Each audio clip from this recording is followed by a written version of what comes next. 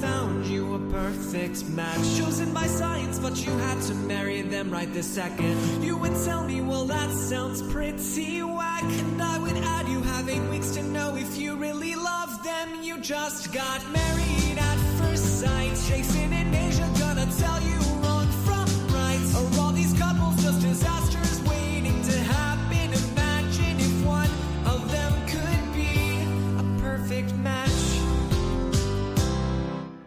Welcome to A Perfect Match, where today we'll be talking Married at First Sight, Season 18, Episode 14. I'm one of your hosts, Jason Reed. With me, my co-host, who I'm going to introduce her, and she's going to tell everybody what she did. She knows what she did. Aysha Welch. Aysha, how are you?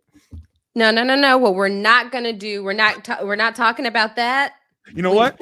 This conversation needs to go no further. No further. Actually. We're done talking about it. We're done discussing it. Or I'm getting up and leaving. We're done. Boy, let me tell you. I don't have a list of the best Married at First Sight episodes. You don't? I thought you every week you're like, I'm okay, not this you. is below this one. I don't have a spreadsheet. But I think if I did have that list, this episode would be very, very high on it because this one had it all. It just was a jam-packed episode. Loved it so much. The MM and Akechi stuff is just top tier, bar none. I thought Ike's biggest fan, Mari, was going to join us this episode. We tried to get in touch with her, but she said she'd get back to us. She said she would communicate, but we haven't really heard from her at all. So I'm not sure if she's going to be here. We didn't hear from her. So we'll, Look, I guess her loss. Last time we talked to Mari on this podcast, she said, look, y'all, from here on out, I'm texting you every morning and every night. Just to make sure you made it on the pod. I text her every day after I go home from work. I say I made it home. Yeah. I get nothing. Some folks in their phones. I'm telling you. So yeah, here we are. Let's do our normal stuff. Let's get our reviews out of the way because we have plenty to talk about. We got this episode is jam packed. We got so much to go through. There's news in the MAFS world. We'll get to it all. Yeah. Let's start our reviews out. Go ahead. First, everybody, make sure you go subscribe. I didn't mean to take your intro. Make sure you go subscribe to the Love at First Sight feed wherever you listen to your podcast. Go subscribe to the RHAP YouTube channel as well, so you could see us and leave us a comment and some comments on YouTube. We love looking through those.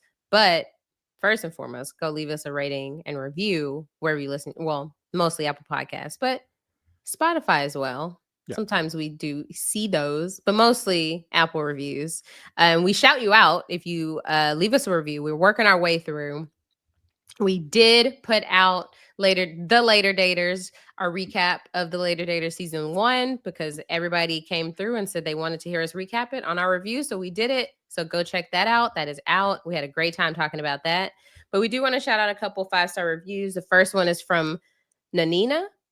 It said, best MAFS pod ever. Ever. I'm here because of The Later Daters, but I'm a longtime listener, first-time reviewer. Love this pod. Jason and Aysha are hilarious and have the best takes, although Aysha can seem shy on some topics. I'm so shy. Bashful. Jason always brings the funny and the levity it takes to discuss them. They complement each other so well and make a great duo. And in my opinion, in my honest opinion, says, and I am HO. So in my honest opinion, the pod is better than the show. I thought the H was humble, like in my humble opinion. Oh, maybe. Who knows? Look, you know more than I do. No, yeah, I know all the internet lingo way better than you. Of course, that's our thing. Technically, it is in my humble opinion. That's right. Chalk one up for me. That's right. Whatever. A broken clock is right twice a day. Hey. I mean, once a day. It's twice if it's an analog clock. It's twice. Yeah, no AM, PM. Gotcha. Who has analog clocks anymore? But see, that was my second time I'm right. That's my 2 for the day. Okay. Perfect. The review I want to read is from Earth Mama 23. It says 5 stars for Jason's Michelle laugh. Yes, Jason's imitations of Michelle's laugh deserves his own 5-star review.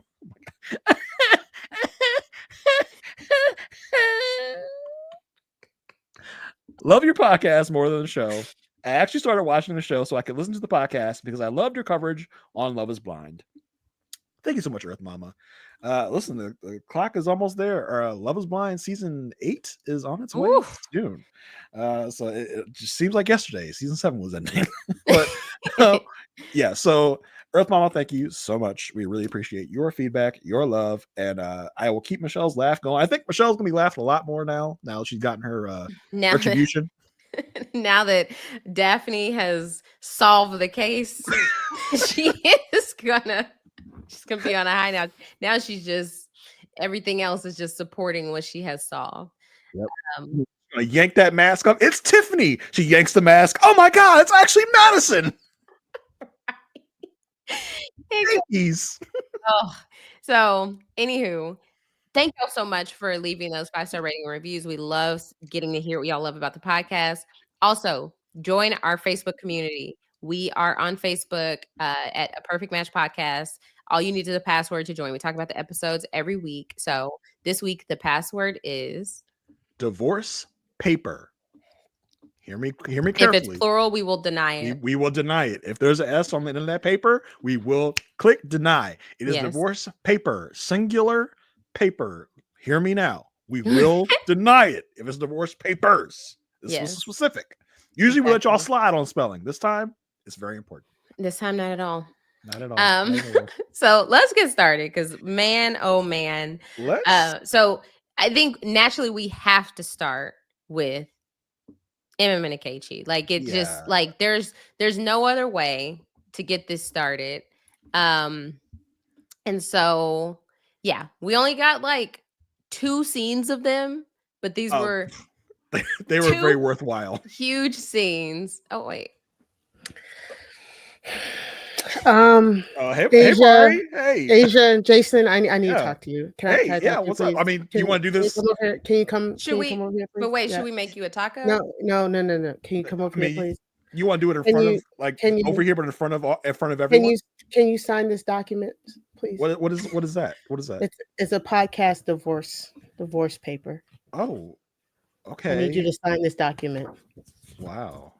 I'm actually going to need my lawyer to look that over. So. Yeah, can we take a look at it? Like, what is the? Just sign the document. No, thank you. Just sign the document, and then this will be done. Just sign the document. I don't think I will. Just don't sign the document. Sign your paper. Sign your paper. Your paper with the numbers on it, so I can learn how to write my numbers with crayons. Oh no. This is oh no, Mari. This childish. I don't think this is a legal document. I think this is childish. It's a child work thing. It is. I can count to 10. Can you count to 10? Sign the document. Sign the document. Count all the ways Akechi is a freaking fool. When I tell you, I yelled. I was like, no, he didn't. If this was RuPaul's Drag Race, I would call Akechi a stunt queen because what was that? This is MAFS, and you can call him that. What is that? Hi, everybody. I'm here just to talk about MM and Akechi because I gotta go. But I cannot believe Aysha, I'm done.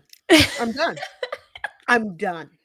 This was a fantastic. This is such a great comeuppance and just like a momentary moment. Just Queen MM putting him in his place is like might be a top 10 MAFS moments. Like I keep talking about top 10 lists, but the way she put that man in his place and the look on his face when she did it. Oh my God! The skulking out the door. She just sent him packing. Oh my God!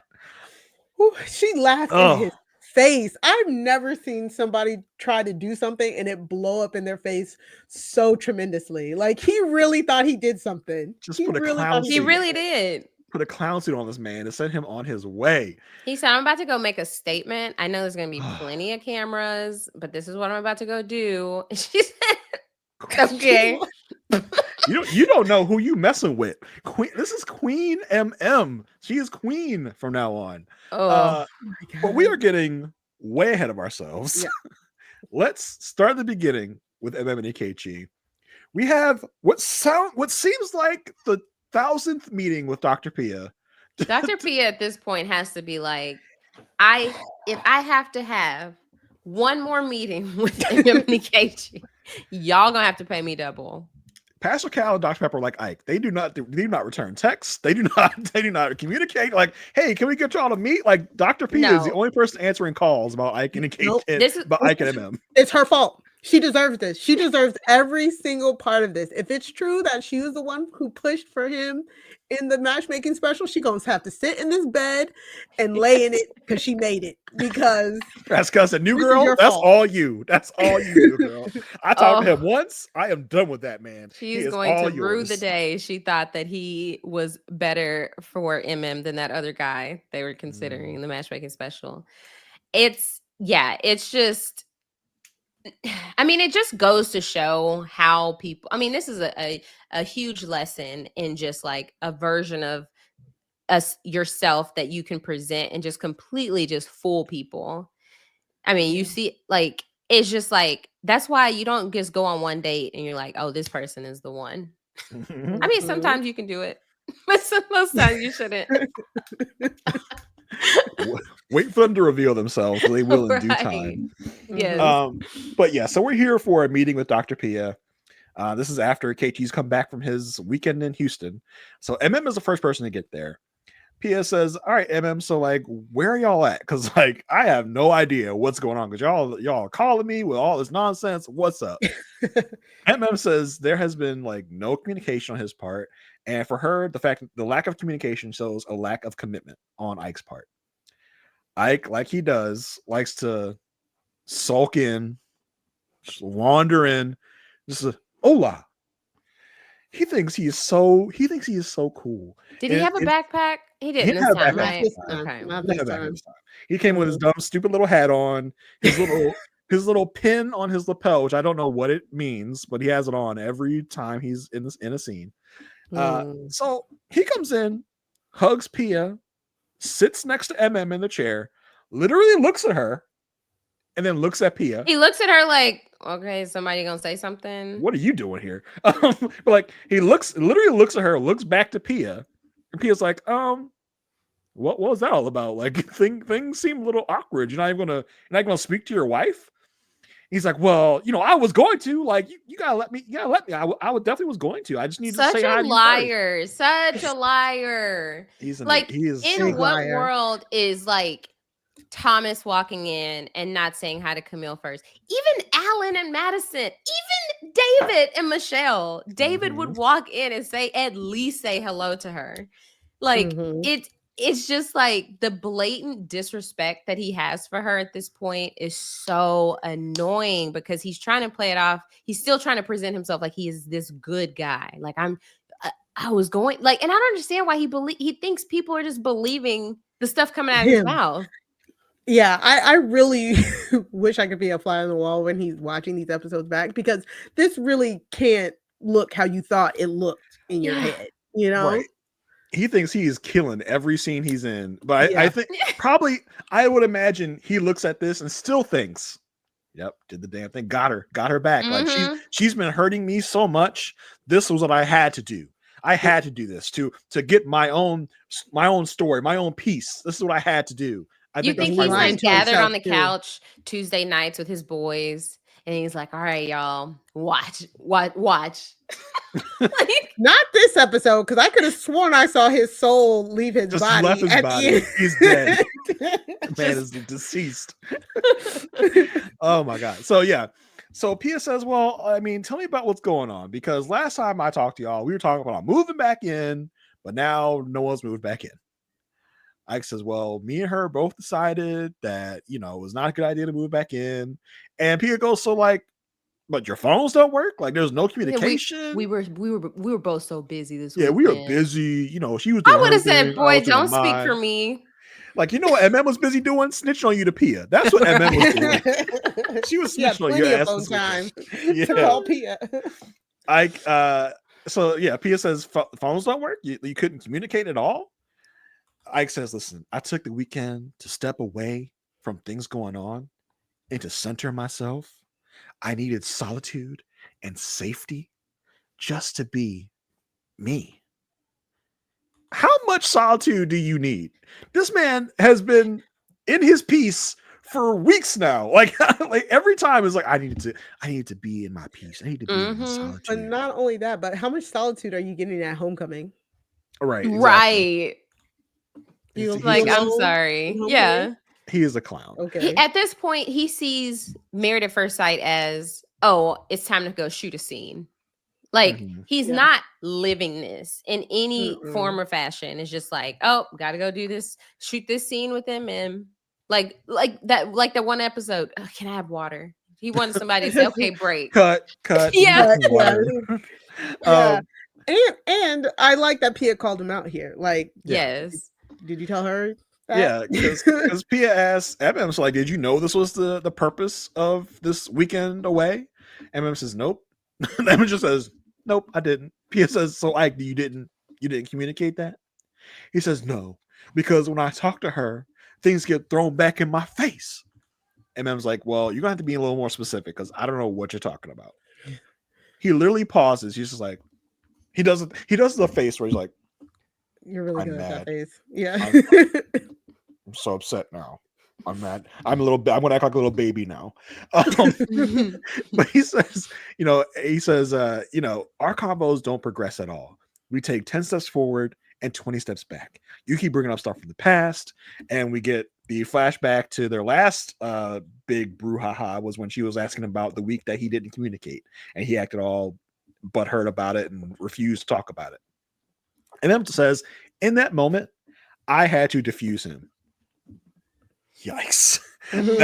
That's not what you want to say to Ike. Because Ike was like, Ike says, well, I don't need you to talk for me. You didn't diffuse me in that moment. You actually amplified me. He says, and she's like, he's like, I don't know what you're talking about. She says, I have no idea what you're saying when you say it. He's like, yeah, everything I say is so far-fetched to you.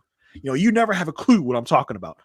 No one does, man. Right. I'm first of all, don't try to paint her as dumb right now. Right. Like, it's because of you. Yeah.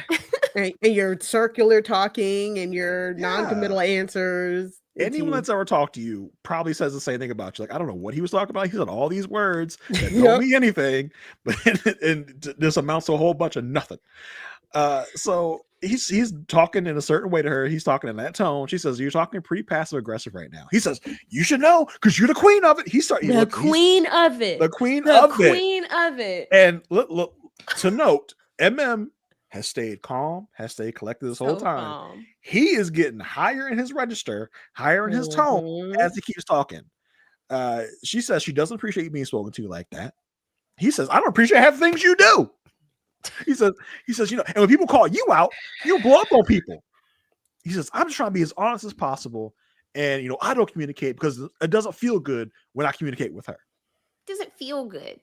Marriage doesn't feel good. Marriage is tough. She's like, I blow up? I blow up? Look at you. Look at what you're doing right now. Literally, she has one moment of truly expressing how she feels. And he's like, oh, she just blows up. And that, the dinner scene they were talking about, like throughout this season, where she had to like get him and leave because he was getting heated. We had heard about, we didn't see, we'd heard about it. Makes so much more sense when you see this display because he was probably doing what he's doing now, getting heated, talking in a nasty tone, which we didn't know what the actual thing was in that, but we could all pretty much figure out he was definitely the cause of it. It makes so much more sense seeing this interaction. So Pia, I love you, girl, but like, really? Pia's like, so how do we move forward? What does moving forward looks like? I'm like, we don't move forward, we leave. Pia's just like, this form of communication is toxic. That's what I'm getting from you guys. She says there's been no opportunity for repair of this relationship since you guys don't talk at all. Pia asked about the ice cream date. MM says, well, it was the first time I actually had a civil conversation. And it was the first time I see him in like a few days. So that was like our first real interaction since then. And it was fine. Pia says, well, see, Keiichi, like, it sounds like she wasn't making that date all about herself and all about everything. I says, well, Actually, there were moments there where she was nitpicking. Like when she said you didn't have your ring on because you didn't. Like when she called you Right. out. Oh, this man. And Pia has the nerve to ask them. So she asks Ike first, do you want to be in this marriage? He says it doesn't actually feel like a marriage or what I thought a marriage should be. Pia says that's exactly right. Because in a marriage, there's communication, there's grace, there's quality time together. People stick to their words. There's understanding. And you and Keiichi haven't been doing those things. She should have said that, but she didn't. She didn't single him out. She was nice. She was nice. Yeah. She said, and you guys haven't been doing those things. She says, well, if you guys start doing these things, she says, can you guys start doing those things I talked about? He says, there is no want nor desire to move any further in this marriage. Which I thought was a big period. That's like that is definitive. That If this was decision day, that would be a no, right? Yeah. Okay. This statement from Keiichi gets and then pretty emotional. She starts she doesn't like cry outright. She gets up, walks to the bathroom to go cry it out. And he literally just sits there and looks dumb. He's just like whatever. Yeah. And Pia stares at him. Like, she's staring daggers at him right now. She's like, so she literally asks him, so what do you think that was all about? He says, well, she got emotional because things aren't going the way she envisioned it going in this marriage. He's like, but the same thing is to be said for me. He says, it started out strong and it tapered off. Like, that's not what you want. And this is the moment where I'm like, MM is not mourning the loss of Keiichi himself. She's mourning the loss of the process. The marriage, the process, everything she signed up for. The loss of opportunity is really exactly what she thought she was going to get. She came in here prepared. She was hoping this was going to be her forever. And she gets stuck with this jackass. And now you can't do that. Because of her passion for trying to like get this thing going, right? Now he thinks he's the prize. Now he thinks he's pulling something away from her by being the one to be like, no, I'm good. But because like with how he's been acting, like trying to make her chase him. He's like, she's she all up on me, blah, blah. I really don't want to hear what he says in private to his boys. Because it's gotta be some of the most grimy stuff you'll ever want to hear. And it's petty because I think once he said like it's not what she envisioned, it's like he's doing that. It's like he's doing it on purpose. He knows this is what she wanted. She had structured her life. She, like he said, she wanted somebody to come fit into her life, be her husband and stuff like that. And he knows that's what she wants. And he's specifically taking it away from her. And it feels like he likes taking it away from her. He likes that power because she's a boss in every other sense of her life. Yep. So he's like, this area, I got her. He likes her down the size. He likes having one thing over her, and he like you said, he feels powerful that he has that. So Pia asks him, so like, do you want to change things? Like, Pia, stop trying. Stop. Like, let him go. He says, it's like a broken car. You try and fix it. You try to get it to go. He says, but I just don't want to battle anyone. MM returns from the bathroom. Pia says, MM, like, what happened? What's going on? And MM says, she wanted to come into this with the best of intentions. That she said, no matter what, she would make this work. That's what she came in here saying. But through this process, she's learned a lot about herself. She's learned about what hurts her and what hurt she does to others, even unintentionally. She looks at Ike and she says, I never wanted to hurt you. That was never my goal and my aim. And again, like, this is like her giving him like even a little bit of grace, a little bit of an apology. And he again just can't be authentic with her. He can't like turn to her and talk to her. He literally just sits there again and just stares off into space. Like, he can't even look her in the eye. And Pia, like, so much so that Pia's just like, did you hear that, Ike? Like, are you receiving what she said? And he just nods. Pia says, look, I don't want to force anything. She says, but I don't want you guys to give up. I'm sorry, Pia. That's exactly what you're doing. Like, this whole conversation. Yeah. And like I thought this was gonna be it. Like I thought Pia was gonna be like, listen, I don't want to force anything. Like you guys don't seem like you're even wanting to try, so let's cut it now. Mhm. No, she says, but I don't want you to give up. Something is there, and like MM's just like, I do want to continue, and Dr. P is like, why? Like Dr. P is literally like, but why though? She says, yeah, I want to continue, but there needs to be an understanding and accountability from him and desire to be in this with me. I thought for sure this was going to be done. Pia says, Pia asks Ike and says, he knows he can do this, but he knows how he's felt. He knows all of the feelings he's felt, but he needs to put one down and make the other succeed. Pia says, that's right. You need to put your pride down. Says your experience is valid, but you need to put that away. You need to put it away because there was something there in the beginning, and you guys can try to recapture that. Pia says her hope is that they can leave the past in the past and hit the reset button. In the confessional, Ike says, you can want something all you want, but sometimes you have to let things go and move forward. He says it's been a long day, and he wants to at least try for a friendship and to end things on a good note. So they're outside, and I think the man thinks he's in a movie. He's in a TV show. A scene. I'm going to shoot a scene. Yeah, this is going to be my transition statement. Like he's in a Tyler Perry movie or something. Yes. He looks like he's like, you want to go play video games? Like literally like a written line. You want to go play video games? Mm-hmm. And Emma's like, yes. I'm like, Emma, don't stop being so eager for this. Stop. And so they walk across the street and go to like some arcade or something. She puts her hand in his hand. It's like, what are we even? Where did we go? What is this? It seems like we jump from one reality to another. Because the confessional from her says, well, he's hurt. And so she's just like giving him so much grace. So much. And it's not reciprocated. And it's undeserved. Yeah, but also, again, we see the duality of Ikechi because one minute he's saying, I neither want nor desire. And then he's also like, well, but it's okay. I'll try to Pia when Pia's there. But then to the cameras, nah, I don't want to do. I want to be a friendship. Like he doesn't stand on business. Ikechi does not stand on business. And that's why everybody is so confused, and MM is just too nice, and she takes the nice face value stuff and the nice stuff at face value when that's the fake stuff. You know what I'm saying? Like I don't know. Everybody's like yelling, MM, stand up. I'm like, I get it.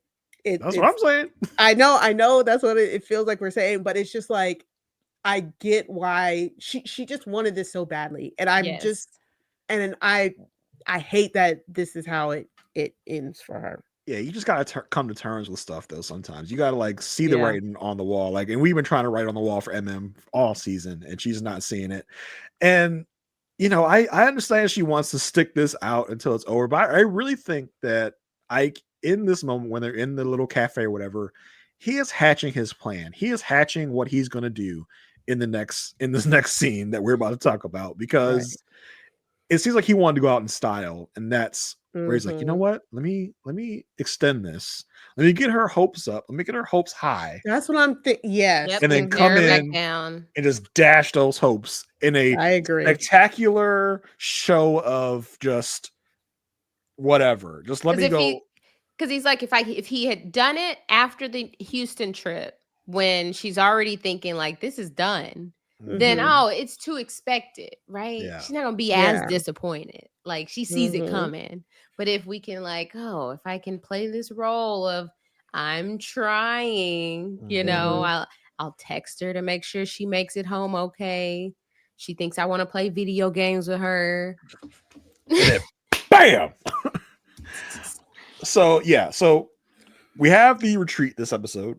The start of the retreat. Everyone's on the way to the retreat. MM and Michelle ride together to the retreat because they are the Lost Husbands Club.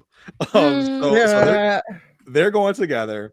MM tells Michelle all about the Ikechi I'm sorry, no, this is when they're at dinner. This is when they're at dinner together, and tells Michelle about the Ike conversation, and says he keeps giving me mixed signals. Like he says he doesn't want a marriage at one moment, and the next moment he's talking about he wants to go to the arcade. And she says after the arcade, everything seemed fine. He said he wanted to text him when I got home to make sure I was okay. Says she didn't know before this. She didn't know Ike before this, so she doesn't know where all this is coming from. But she wants to navigate his emotions because she says, "Listen, I've dated worse men." I was like, "Oh." Hey, when I said, I paused it. I said, "You have?" Oh, girl. How on earth? Girl, like that bar is just off. Like if what is the dating pool like in Chicago? Jeez Louise. Yeah. Let us know if you're in Chicago. Is this Yeah. If she had said that to Dr. Pia, Dr. Pia would have been like, girl, what? What? Says she wants to work the marriage, so she can't work it anymore. She says cutting out early is cowardly. So that is not a great way to come at this. And I'm like, you gotta go. I couldn't even get over her saying in this conversation, he not done. He going back and forth. Girl, Yeah. yes. What are you talking about? Who are you bullying? That's what I'm saying. Like his signals are so mixed. It's just sad that she's taking the wrong one to heart. Exactly. Yeah. And that's enough to be like, for her to be like a no. Like she's giving him all the power to have a decision one way or another. I'm like, girl, he's giving you every reason to be like, no, I don't want to be with him. Yeah, and I agree with that. But honestly, like she's giving him the power, all that, but it doesn't matter because if they work out or they don't, she's still her. You know what I'm saying? Yeah. She still has that amazing life and everything like that. You know what I'm saying? Like, so to her, it's not about games and power. It's like she's so secure in herself. She doesn't need the power. She doesn't care about a power struggle. He needs this win. Exactly. He needs this win for some reason. Let him feel like he's doing something. Let him do his little thing. Let the little pipsqueak. Let him get his little trophy. Yeah, let him get his little pettiness out. We're good. We're all right. So we're now at the retreat. and Michelle went to the retreat together, and we're having a great time. Everyone has shown up to the retreat at this point. Everyone's there. Everyone's having a good time. We're drinking. We're doing all this stuff. And like every scene he enters, like a dark cloud. He's literally, the man literally skulks into the retreat. Like he no opens the door, just like nothing. Not a bag in sight, not a backpack in sight. Nothing. How far away did you think that retreat was? I'm gonna say 45 minutes. How far did this man driving his little Acura? How far did this man go to get to this retreat? Hyping himself up for that moment. He's like on the serum. Yeah, they not like us. They not like us. Yeah. and I bet you that was the longest drive back too. Got my secret weapon right here. I'm gonna end this war right now. I'm gonna do this thing. This is a nuke in my hands right here in this folder.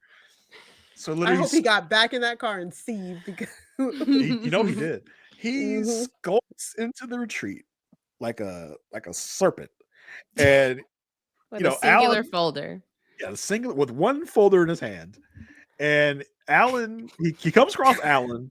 Alan's like, "Hey, Alan," who before all this, when they got to the retreat, talked about it's gonna be a great time, especially since certain people won't be here. Yeah, Alan is a real one. Alan was talking about the KG. Big Al.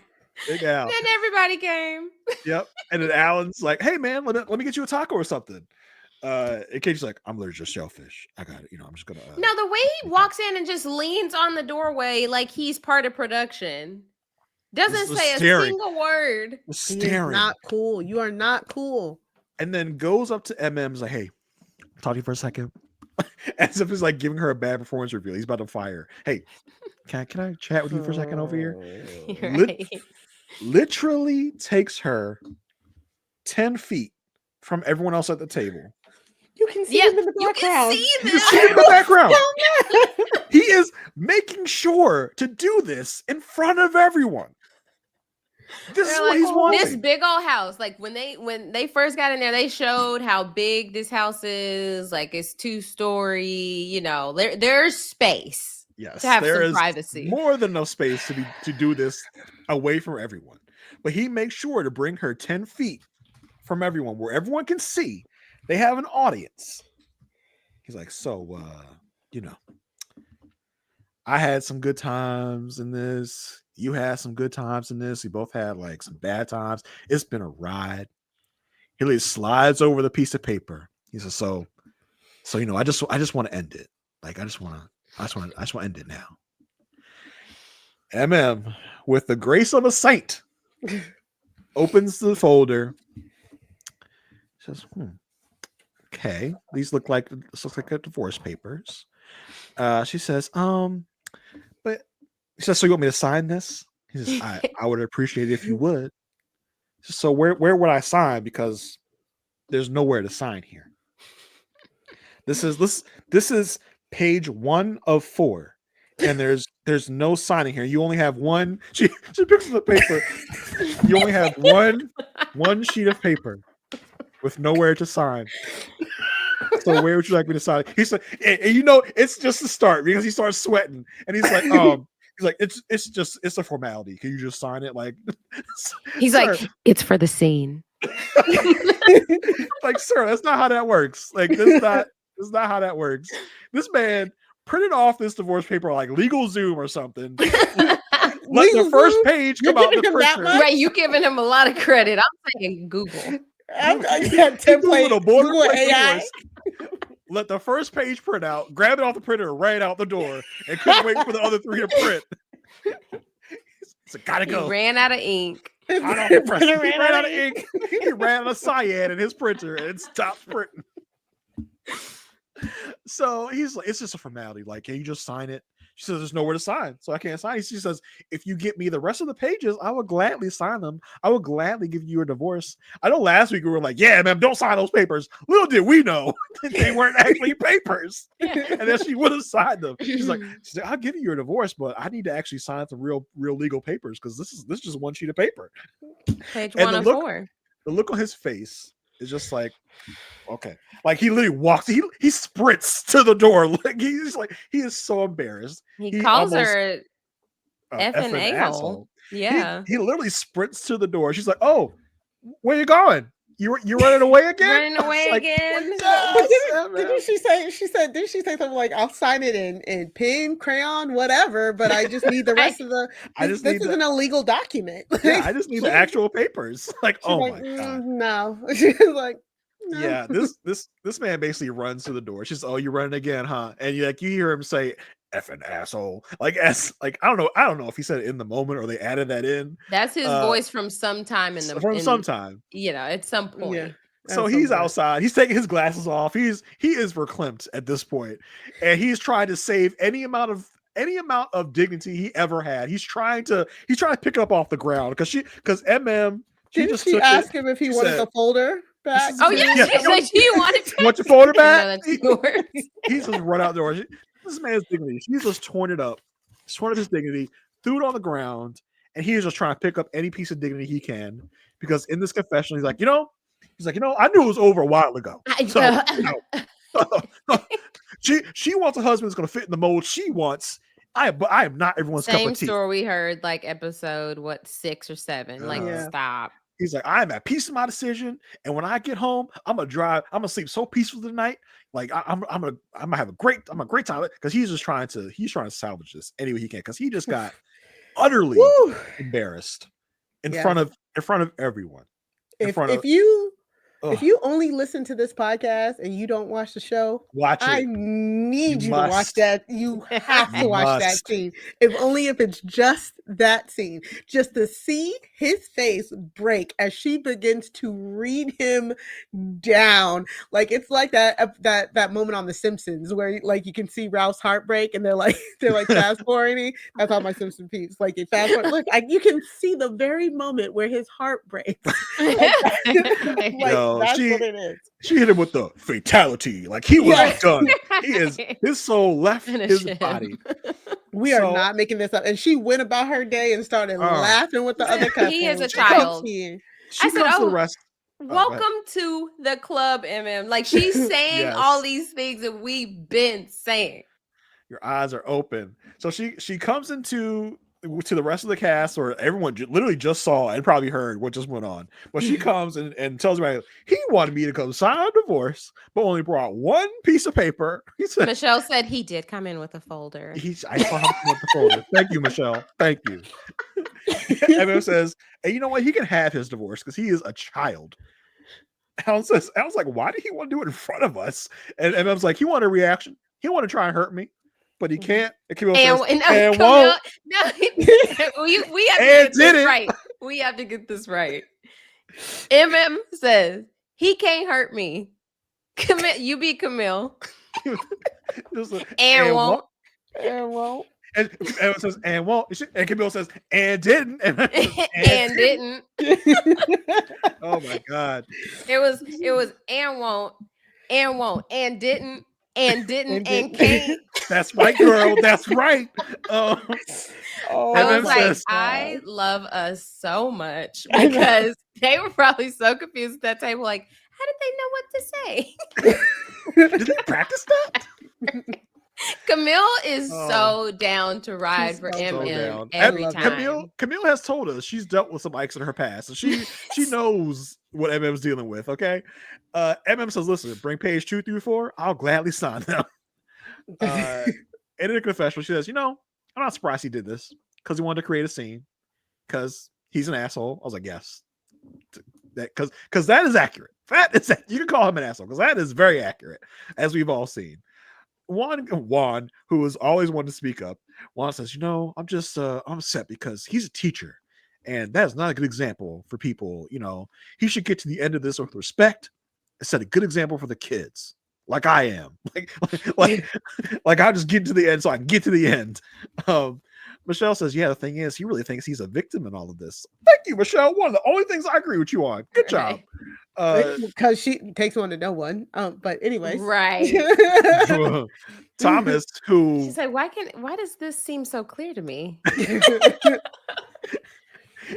Thomas, who for the first time all season has spoken more than 10 words altogether, he says, "You know, here's the thing.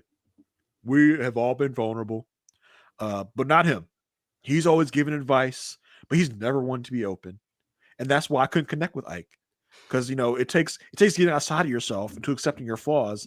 And he just didn't want to do that." I was like, he said, and I'm on a different page than that. Yeah. Said, I know that's right. That's all right, Tom. I said, good. I know that's right. Tom, over here with the wisdom. But yeah, that was that. And they over here the same age. Tell you. That was Emma and Keiichi. That's one of the best segments I can remember in a good long hands down. That was great. I think are we all at zeros? Like it's gotta be over, right? It's gotta be over. Like -1? I don't want. Are we at -1? I don't want no more expert visits. I don't want no more trying to salvage this. It's gotta be over. The man presented her with a divorce paper. In Pastor Cal and Dr. Pepper. Yeah, we'll even bring Dr. Pepper in for it. We'll even get her out of storage wherever she is. Which couple? MM and Keiichi. Wait, now who? Who is that again? I don't want to see them sharing the same space ever. Like I want, if you're gonna bring them separate, have them do it separate. But I don't want them to even pretend. I think the only relief we'll get from Keiichi is because next week is the continuation of the retreat. We're not going to see him. But I feel like they got one more scene in them. Oh, yeah. Oh, sure. Definitely. Oh, yeah. And I wonder what the show thought, because it feels like he did this all on his own. The show's like, you did what? Like, what are you doing? You brought your own papers? They're over there like, papers. Right, because I'm pretty sure if you really wanted it, Montre could have got you some. Yeah, like Montre, did you give him a divorce papers? Like, because I think when we saw Mark and Lindsay set him up, that would be funny. Yes, Mark and Lindsay, we actually saw them see a divorce attorney to get divorced. So, like, you bring in a paper, that's not. He really wanted to make a scene. And like, in case he probably came to production and told them what he was going to do, they're like, "Oh, for real?" Like, "Oh yeah, go ahead, like, do it. Okay, go ahead." Good I idea. think Good we idea. kept it from them too, to be quite honest, but I don't know. I love All it. right. Everyone was like shocked. So you're gonna pull an Ikechi. I got Oh, it. you running I away? am. I gotta You running go. I away? gotta go. I'm running away Okay. like I normally do. Don't have too much fun without me, and it's okay because I don't want to be on this podcast. No way. Yeah. All right. Bye. Go ahead, run away. Go ahead. Bye. Bye. Okay. Wait, I don't know if I can leave without it. Okay. Oh my god. That was fantastic. Okay. I love that so much. That was so much fun. Oh my And gosh. Just the way his soul left his body was just chef's kiss. Chef's kiss, honestly. I don't know how we can top that. How are you going to do this, Aysha? Where are we going next? So I think it's only natural we go to another. Let's keep the drama rolling. Actually, let's Okay. go ahead and talk about Allison and Madison. Whoa, Allison and Madison. Alan and Madison. My My God. I've been saying that since we got on pre-show. Allison and Madison. Alan and Matt, are you okay? and Madison. My gosh. Do you smell toast? Right. Can you feel the left side of your body? Are you okay? Right. Oh my goodness. Okay. So they we got like a mini scene of them, like with Luffy farting. Luffy is just an everlasting presence in their home. I think they didn't have Luffy.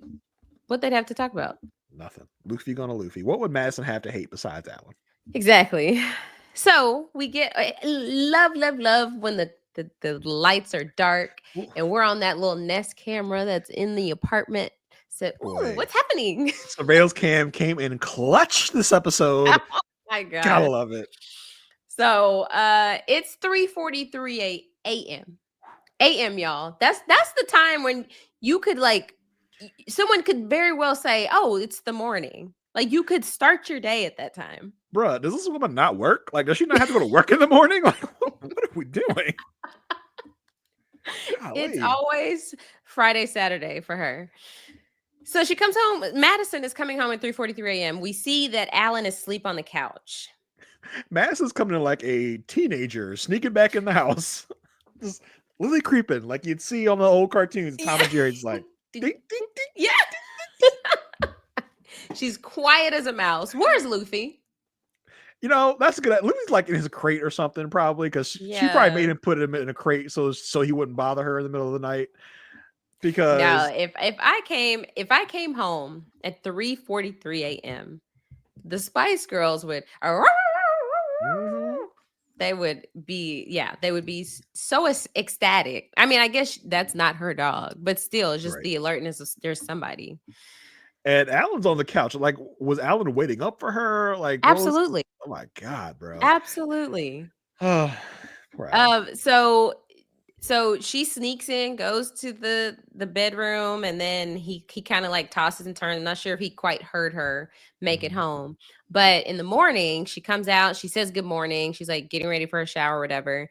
And then he says, we get a confessional from him, and he's like, yeah, so Madison has really like shifted her behavior, like communicating when she goes out. Like she used to tell me she was, hey, I'll be home this time, but lately she hasn't been doing that.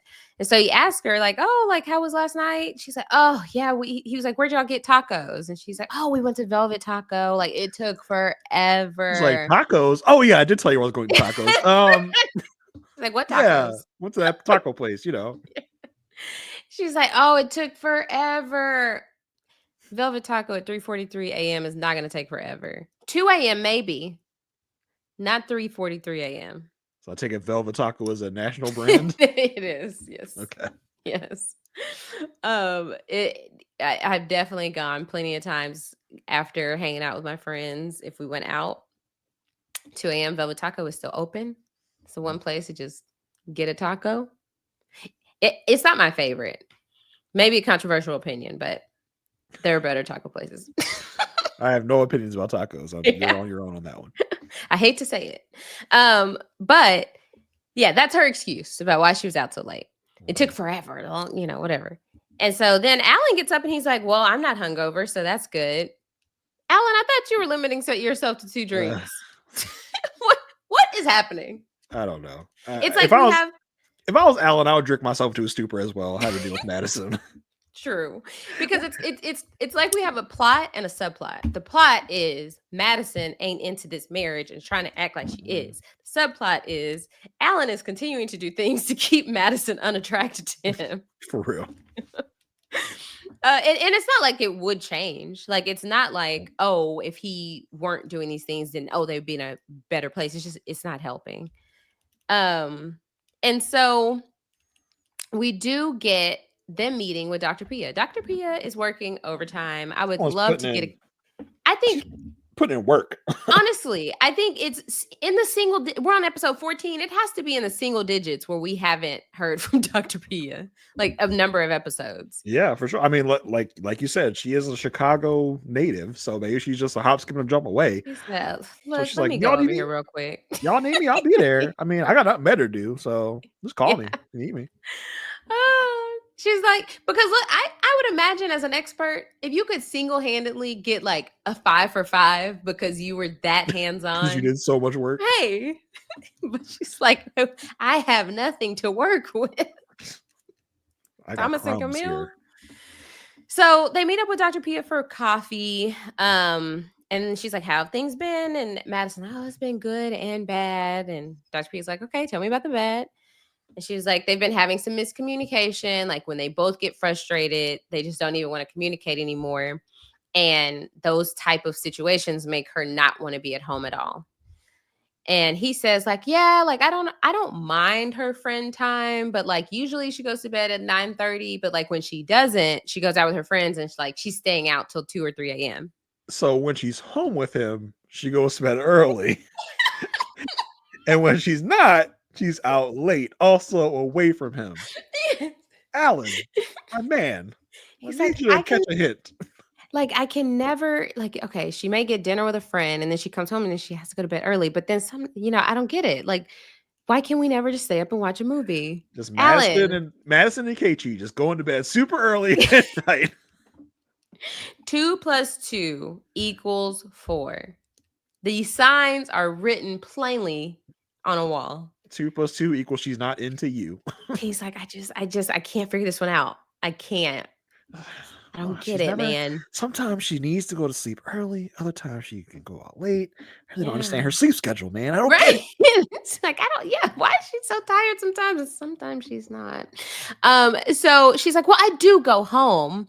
And Alan's kind of like, but like, maybe like 2 or 3 times a week. And Dr. P's like, Madison's like, it's not that. It's not that often. Come on, Alan. Dr. Like she was like, wait, is it 3 times a week? She's like, no, like, no, not at all. She's like, I don't think so. Cue the amazing flashbacks. 3 nights ago, 1:36 a.m. Here comes Madison creeping into the apartment. 2 nights ago, 1:53 a.m. creeping back into the apartment. Last night, creeping into the apartment at 3:43 a.m. Like 3 nights in a row. So like, without a doubt, one of these days is a work day. Yeah, that's 3. Sure. Like there's not that many days in a weekend. I don't care how you flip it. Yeah. Like one of those, she had work the next day. Maybe Monday was a holiday. You don't know, Aysha. You don't know. Maybe Monday was Martin Luther King Day, okay? She said, look, I am frustrated with Alan. I need to see my guy, David. Oh, brother. And you can tell, there's further evidence. Yeah. No. This episode with David. I cross-reference. I know the evidence. I know. But like, you can tell Madison was just like, stop snitching on me, Alan. Stop fucking telling my business. Like, like, girl, did you not know there was a surveillance cam? Did you not realize? Like, she's like, no, surely they wouldn't play me like that. Yeah, they turn them off at like midnight. She's like, but the lights were out. You couldn't even tell it was me. How do you know it wasn't Alan? Alan doesn't wear 6-inch high heels. The door. Blonde hair. So Madison says, look, I just go out more than him. Like, that's my lifestyle. It is what it is. Basically, stop talking about this. Yeah. Can we drop it? Right. So Dr. Pia basically asks Madison, like, okay, but is there a way you can prioritize the marriage? She's like, I don't know how healthy it is for you to be going to friends first when you have an argument rather than like talking to each other. She's like, Madison, can you just like not go out as much? And it's like, I don't know. Like, is there really a right answer here? Like, can I not go out? Can I go out? Does it matter? Like, what's the answer? I don't know. Like, oh my God. She's like, actually, I don't know if I can swing that. Yeah, I don't think so. My girls need me. Right. And so Alan is like, he's like, look, I don't ever go to friends first. Like, I wait for her basically. I'm wondering, like, I'm caring about where she is. He says, like, he had a dream that some guy came and picked her up, and Madison was like, that's yucky. Picked her up, and they were doing their thing, is what he said. Like, he did. I didn't know what to imply from that. Alan's dreams, because he had a dream last time that they made her get married again. They made him watch. I'm like, oh my God, Alan, are you okay? Alan is creating this he is envisioning the entire relationship between her and David. Yeah, he's like, I can never really see the guy in my dreams, but I only see the silhouette. And there's this thing on top of his head. Yeah. I don't know if it's like a man bun or something. Right. Like, I'm not sure what it is. I can never really see the guy's face, but I do know he has some sort of mop of hair on his head. That's all I can really make out. You know. And here comes Carla. Well, Alan, what do you see for me and Juan? Me and Juancho. Alan, can you tell me your dream? Because I'm pretty sure I can interpret it for you. So Dr. P was like, well, do you have concerns that she would cheat? He's like, oh, no. No way. She wouldn't do that. Yeah.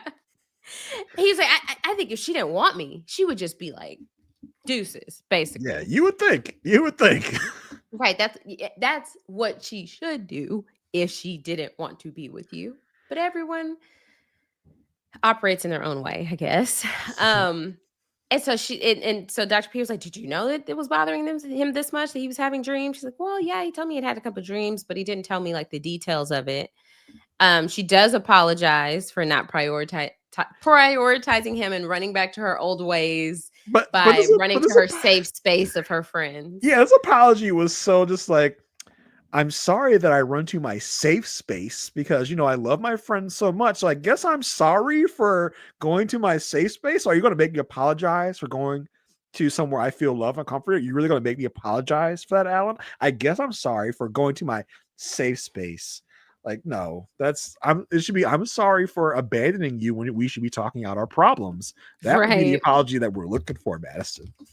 She says she'll be more aware and mindful. And he does accept her apology. It was.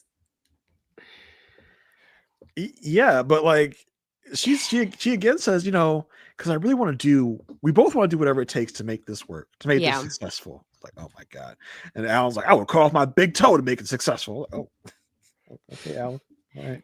Jeez. You know whose passion that would match?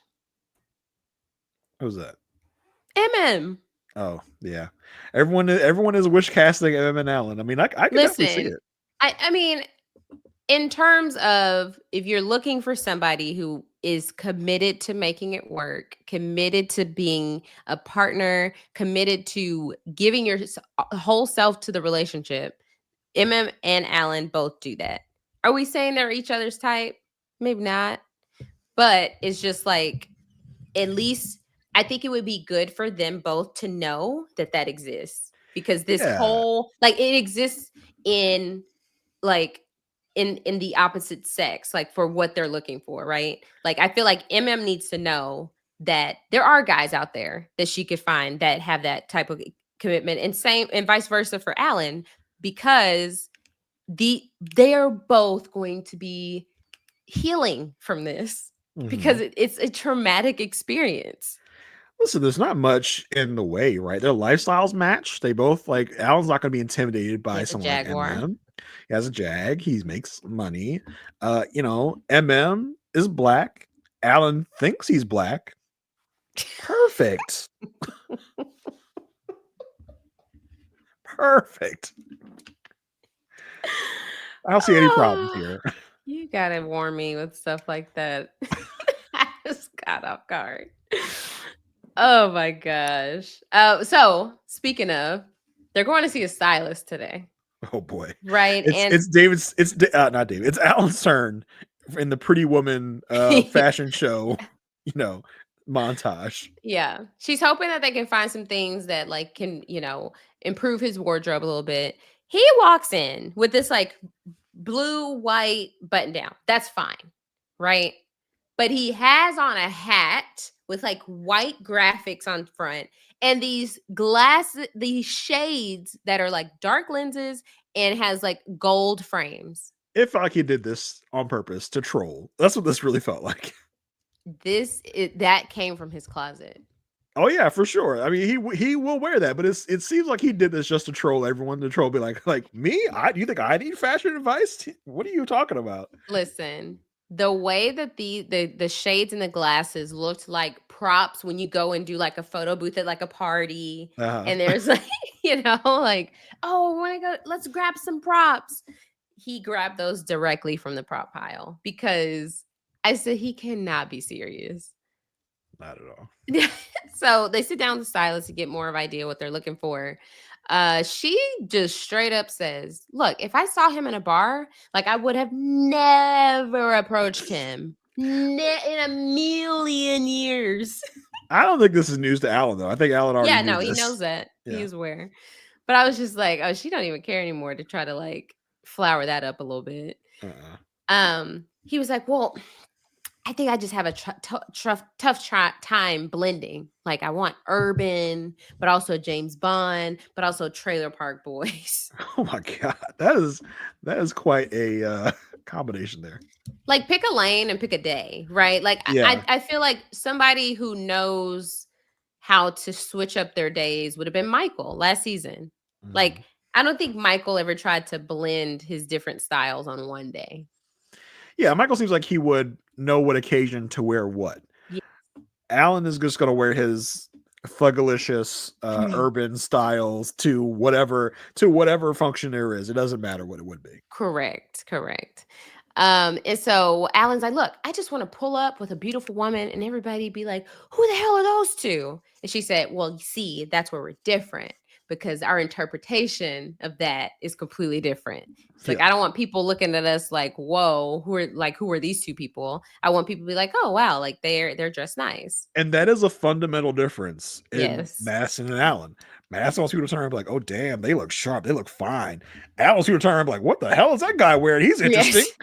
He's bold. Yeah. Madison like thinks of like classy, smart, sophisticated when she's thinking of like the attire for who she wants for her partner. And so he starts the whole fashion show. She likes the first option that he came out with. The second option was like a velvet blazer but down. She thinks it's a very crisp look. He's like, so is there any occasion I could add like a gold chain? And they're like, no. He's trying to add a little bit of him into the proceedings. It's like, I don't think so. Then he's like comes out with another button down with some khakis. He looks nice, and then he tries to grab the gold shades. The stylist is like, no. Bad, Alan, bad. Right. And Madison was like, you look hot. He's like, whoa, that's the first time I've ever heard that. He's like, break out the wall and I'll pay whatever I gotta pay. Yes. So I don't know if it was too successful, but it is funny that we have gotten that for both him and Michelle and David. Yeah. The parallels are insane. Very interesting. So they are at their apartment and Alan's like, okay, I got an arrival today. It's a package. I was like, ooh, what could this be? He's starting his toothing journey is what he called it. He said it came up in conversation one day that she likes a nice set of teeth and he's never seen himself with straight teeth before. So he is working on improving his teeth. So I'm guessing it's like probably like Invisalign or something. Yeah, basically, when she was going down the laundry list of things she does not like about Alan, his smile was somewhere in that list. Yes. And she's like, "Oh, like, what made you do it all of a sudden?" He's like, "Well, like, it would be I want to." He's like, "It doesn't hurt to demonstrate effort, and hopefully I can impress my wifey." And Oh, she like boy. laughs and like, "You would want to do this for you, right?" Like, Yeah, she has taken pain. She's taken pains to make sure she's like, but you're not doing this for me. Although we all know he's doing it for her. absolutely. You're doing it to better yourself. Like you're doing it for you, not for me, for you, so that when this doesn't work, you can't say that you were doing this for me. You're doing it for Yes. yourself, okay? So when I dump Yes. you, I'm not gonna look bad because you did this for you, not for me. I didn't tell you to do this. I just strongly hinted that you should. Right. And so they're driving to the retreat. He has in this tray for his teeth, and he's like drooling a little bit. And Gosh. he's like, "Yeah, this has been tougher than marriage." And she's like, "Well, just remember, this is not about impressing me. You take care of yourself." Boy. Like, Alan, stop. Uh, we'll save the conversation for the retreat with David and Michelle. Yeah. But the only other thing is like Alan really contributed to the retreat festivities. Like he made espresso martinis for everybody when they walked in, and I don't he know. also cooked. I don't know what it is about the Alan archetype, right? Because it seems like almost every year we have that guy who is the retreat cook. It Yeah. was Clint the other Clint. season, who I would say Clint and Alan are kind of like cousins, right? To me, Yeah. in their MAFS journey. I think Steve, the other season was the cook for the retreat. Just seems like that type of guy that we all like in the season. Like he's the cook. He's the one. Yeah. Interesting. I think it goes hand in hand with being like the entertainer, like the host. Yeah, maybe. Yeah. Like, yeah, it's so interesting. I did clock that Alan was when he was talking about what he's gonna cook. He's like, I gotta go heat up my scrimps. Alan, we gotta look into this. Like, Alan must have had like a black stepdaddy or something. Like when he was younger. Look into his schools. Maybe that's where it's maybe I gotta know where this came from. We need to have Alan on the podcast. So I can figure out where this African American influence came from. Like I gotta figure it out because it's gonna bug me. Because like, he's just Put Michelle on the case. She loves solving oh yeah, stuff. Michelle is an investigative journalist. She will be Yeah. on it. But yeah, even though I think I don't even know if the show is trying to get us to think about Alan and Madison anymore. I think they are just trying to get us to be like, see all the stuff Alan's doing? Like it's gonna be all for naught later down the line. So straight ones, I would assume, for you and I. Right. Oh, absolutely. They've really destroyed our rating system. Like we thought, season 14, 15, whenever we started doing ratings, we thought this was a great idea. We thought like, this is going to be a great way to gauge where the couples are at. It's just turned into a 1 or a 5. I mean, yeah, like that's what it is this season because it's been obvious from like episode 5 where all these people were going to end up. Like that's how it's like it's almost as if I can just because I create this whole table. I have all the episode numbers. I have our names. I could just populate ones until what's the last episode? Yeah, it's insane. It's pretty sad. And there's just no shift. There's none. It's like everybody is Brendan and Emily. I long for the days of Mark and Lindsay where we'd be like 4, 2, 3, Right, 1, right. and we're just 5 it down. Yeah. All right. Who do you want to talk about next? Let's hit on Juan and Carla, who, if you're not online like a lot of people are, you may or may not have seen Dirty Diana, the tantric yoga instructor from last episode, has gone on a rampage against Lifetime, against the production, about how unfairly she was treated, about how it made her look on the TV show and the response that she's gotten from the TV show. If you haven't clocked it, if you haven't seen it, go out there and check it out. Someone posted it in our Facebook group, Yes. and there's like a 4-minute rant that this woman went on I about watched the entire thing. Lifetime. Yeah, I did too. About Lifetime, about how she didn't get compensated for her Uber that she took to the shoot. Here's a couple other facts. She got paid $200 for 2.5 hours. Yeah, which seems very low. Is low for her rate. Yeah. And she definitely was wearing underwear. For sure. Which she felt like she had to clarify. And you're like, whoa, why is she saying that? Because last week on After Party, Juan said he wasn't sure if she was. And they blurred her butt out when she got up on one of the scenes. They had to blur her butt out. So she said she was pretty sure she's wearing underwear that day. She's pretty sure. She also said she wasn't wearing a nightie. She said it was a dress. It was a slip-on dress from Free People. Yeah, she got for $88. She made sure to tell us that how much she paid for the dress. When people over-explain, it feels a little suspect. Little sus, yeah. A little problematic. So yeah, if you haven't seen that, go check that out because it is quite a hoot. She has red eye contacts in for this video. Makes her look really, really creepy, really weird. It is quite something. She also said they wouldn't stop giggling. They were giggling the whole time. Gee, I wonder why. And Juan said she wanted to do way more sexual stuff that he was just like they weren't there yet.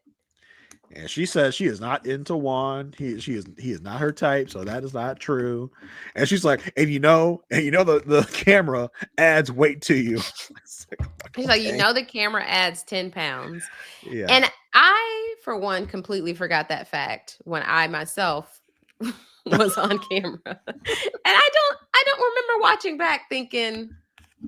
I mean, it could be very well could be true. I was also starving. So. Yeah. So she wanted everyone to make sure to stay away from Lifetime Productions because they do not treat their talent right or whatever. Well, even if people do, people could continue to watch Married at First Sight. Stay tuned. We'll talk about it later. Yeah, we'll talk about it. All right. So Juan and Carla, who this episode, I feel like we're really getting some of Juan's true feelings coming out now. So we start their segments. They are at some I don't know what this is, like a bookstore, library, a historical home. I don't know what that's what they say at this is what place is. She's like, oh, it's a historical home. I'm like, okay, weird, whatever. Like a historical home turned library. I don't know. But we are meeting with Leslie, who is Carla's intuitive healer. In a confessional, Carla says, Juan has been open to working on the romance, but his energy is getting very indecisive. We find out they're here to get a love reading. Carla says, I met Leslie last summer. She gave me an energy cleanse. She reads guides and angels. She checks her timeline. She works with tarot as guides.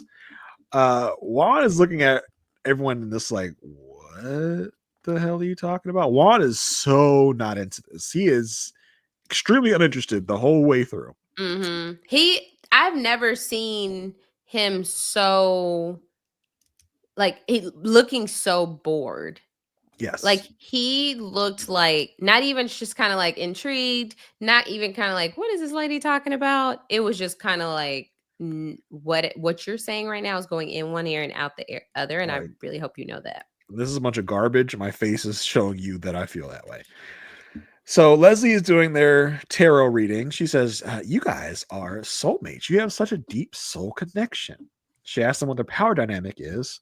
Carla says, well, it's more of like a tango of energy, whatever that means. Leslie tells Juan, she says, it seems like it's hard for you to be vulnerable. He says, totally, for sure. He said, he tells her, it's hard to navigate through a marriage with someone you don't know. Leslie says, well, you both are very grounded and you both seem very real. She says, how physical is this? Juan says, not at all. Not at all. Not even a little bit. Yeah. I'm surprised because usually people that are not in so anti this would challenge the person who is giving. So I'm surprised he didn't take that approach and just be like, well, you tell us. Yeah, How seems like physical are we? they would just nod and agree, like, sure, Mhm. right. Leslie says, well, it feels like you're ready to share more. And Juan's just like, Juan literally gives her a look like, I don't know what you're talking about. I ain't ready to Right. share more. Leslie says, whoever put you guys together did an amazing job. All right, we get it. You want to come back for future seasons. You're trying to compliment the experts. We get it. Carla says she has been natural to all her feelings. Juan says, well, for my part, I've been very analytical. She says, I want to work up to that romantic connection. Leslie was, well, your analytical mind is really kind of ruining the love energy. She says, put your analytical self on the back burner. She says, there's no way to analyze this relationship. Juan says, I'll give it some thought. Sure. Leslie tells them to realize their strengths and not their weaknesses.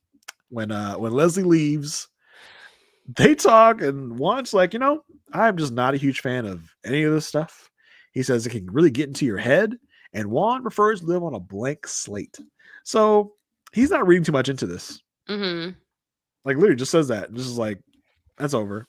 Yeah, Like, he was like, literally nothing she said impacts me in any shape, form, or fashion, and I'm not gonna act like it did.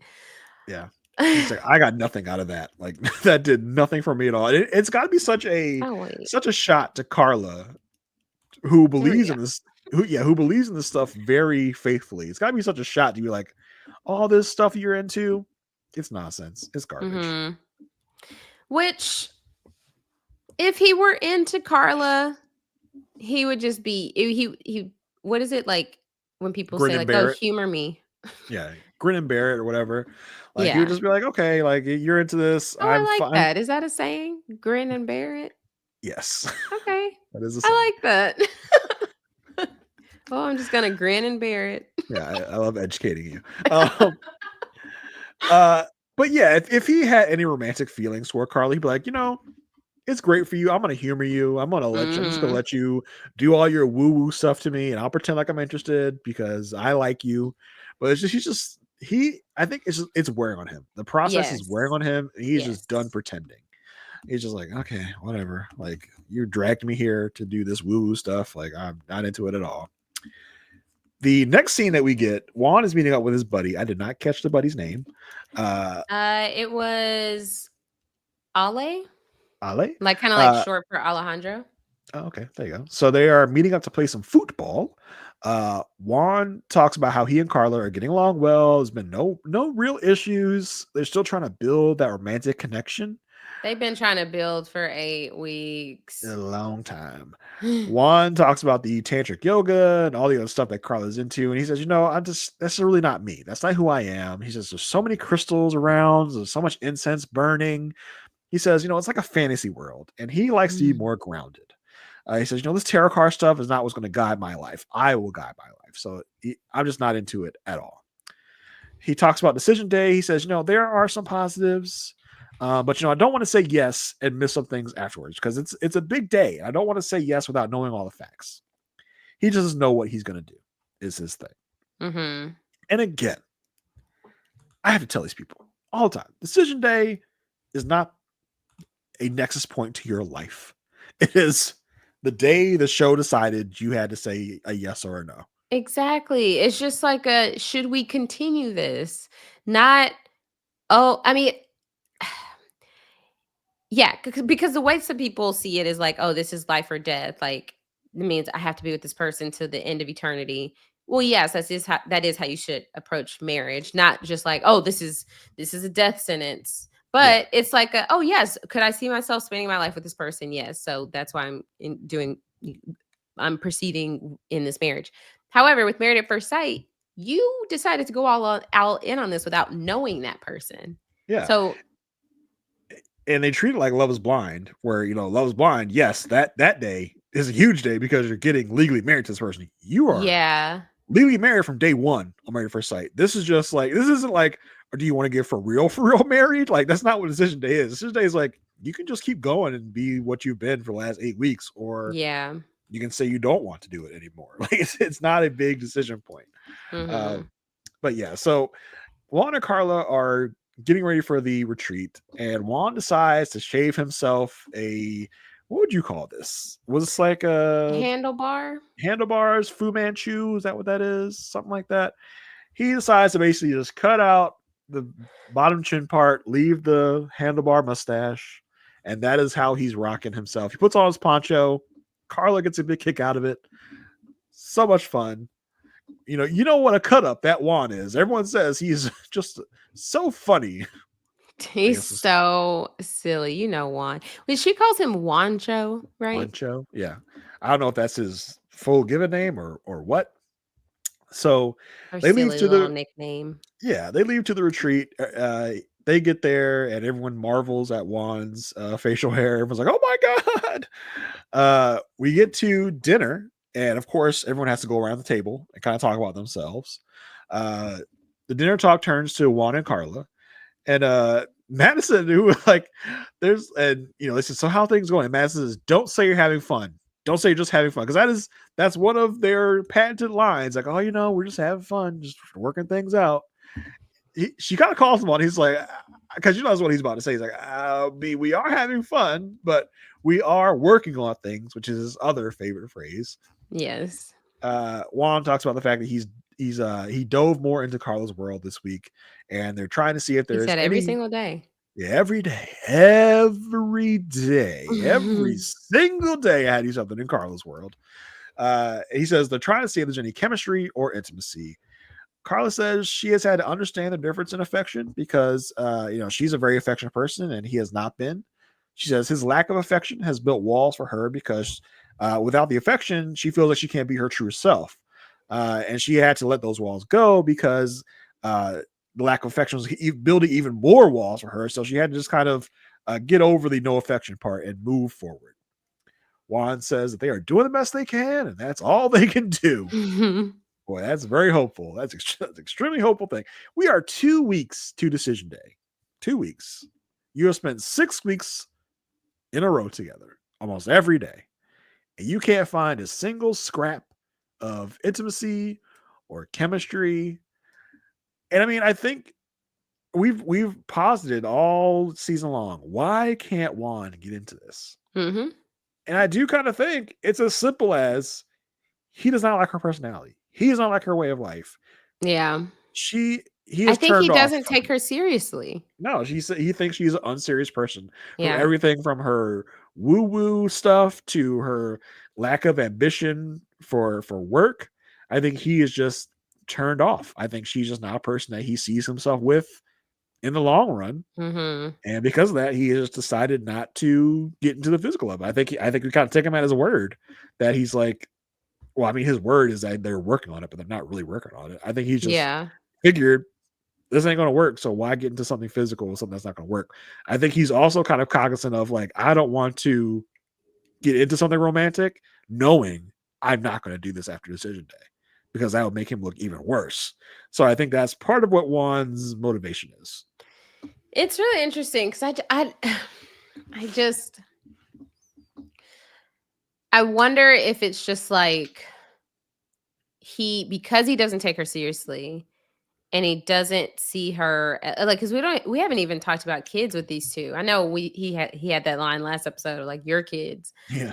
But even then, like even with having a couple that hasn't progressed much, they still talk about like, oh, how many kids do you want or whatever. And I think it's just, I would be really curious to see what his type is. Because I feel like the experts feel like they like knocked it out of the park with this pairing because she is like, they felt like they could balance each other out and they feel like they both were affectionate people, but he's just so not into her. Yeah. And I don't think he thinks she's unattractive. Like, I think he thinks that she's pretty, right. But I think that there's nothing else that he likes about her. I think he probably thinks she lacks substance. Mm-hmm. She probably spends all her time talking about crystals and energies, and he just does not find that appealing in a mate. So I think that's I think that's part of what it is. I just think he's not into her, like because of who she is and her personality and the things she talks about. And I think at that point, he's just like, well, I can't imagine myself this type of person, so I'm not going to really get into anything physical because I don't want to look bad when I say a decision day. I never really liked you. Like, I don't want to stay married to you. So he's going to ride out this 2 months and walk away at the end. Yeah, it's wild. And it's wild that they've let them get by. Just, yeah, we working on it. Yep. Like, what's tangible? What are you working on that I can see? Yeah, but I mean, they can't hold the man at gunpoint. Like, tell me your real feelings. You can't. But he's kind of just made it. He's gotten out of this just like scotch free because he's just like, oh, I know. Like, if I keep saying this, then they think we're working on it, and we do the exercises and. Yeah, he's given the handbook to any future husband or spouse or wife that just wants to get through this thing. Yeah. You know, he's doing it as good as Gina and Clint did it a couple of seasons ago. Just get through it, just say or keep going, and that's that. Yep. And you don't have to be bothered. You don't have to deal with the heartbreak. He sees what MM and Aysha are going through. He doesn't want them to turn bitter towards each other. Yeah, you heard what Juan said to MM. Like, I can't understand why he can't just get through it, be civil, be nice, and just get to the end. That's what I'm doing it. For. Yeah, that's what I'm doing. I'm just kind of marking the days off the calendar and getting to the end with no real incidents. Like, why can't Aysha just do that? Yeah. So I think that's really Juan's mindset. Did we get anything on the next time on with them? I don't think so. They were doing pottery. That's it. Yeah, that's it.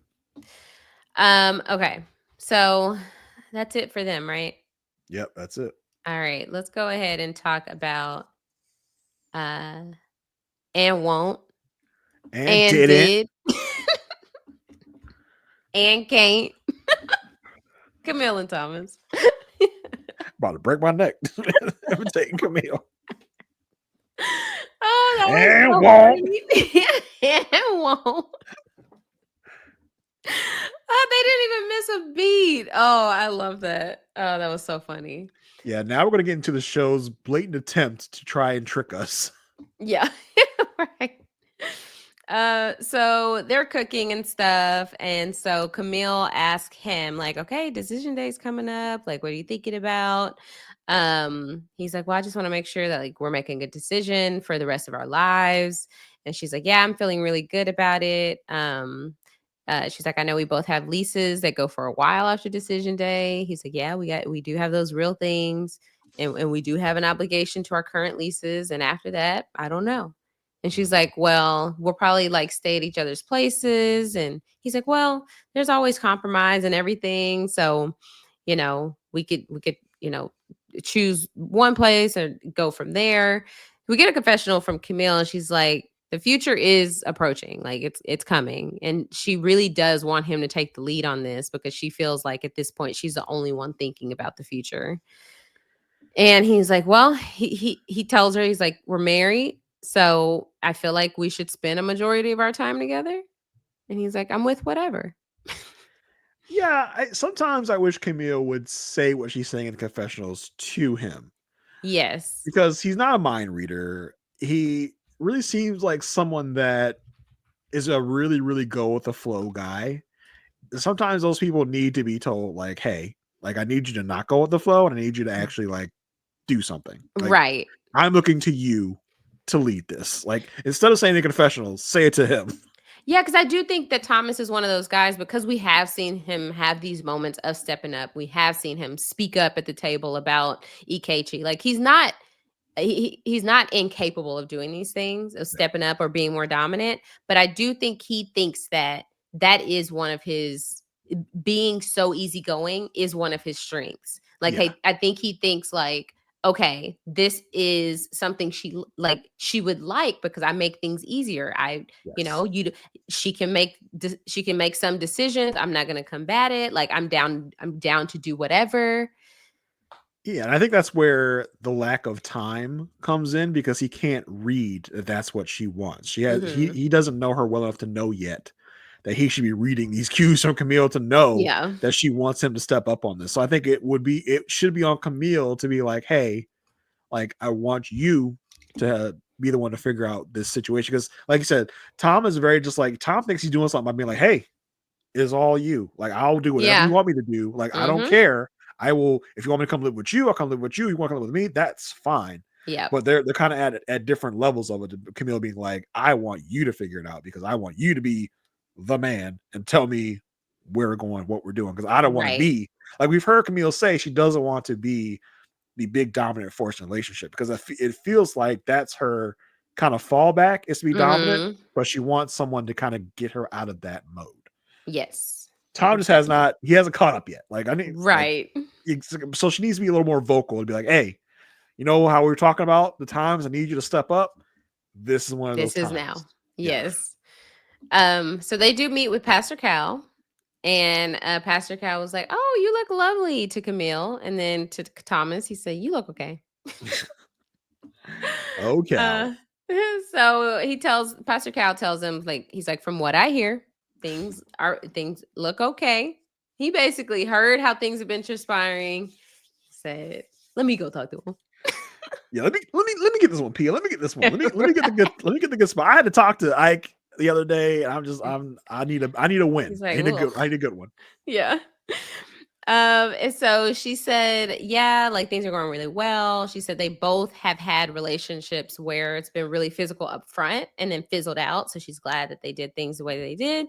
And Pastor Cal was like, but you're getting physical though, right? But the physical is still happening. Am I right? Tell me I'm right, please. Y'all are my only hope this season. Oh, Pastor Cal said he does assume that they are starting to have conversation about what happens after decision day. And Thomas says they don't have any concrete plans.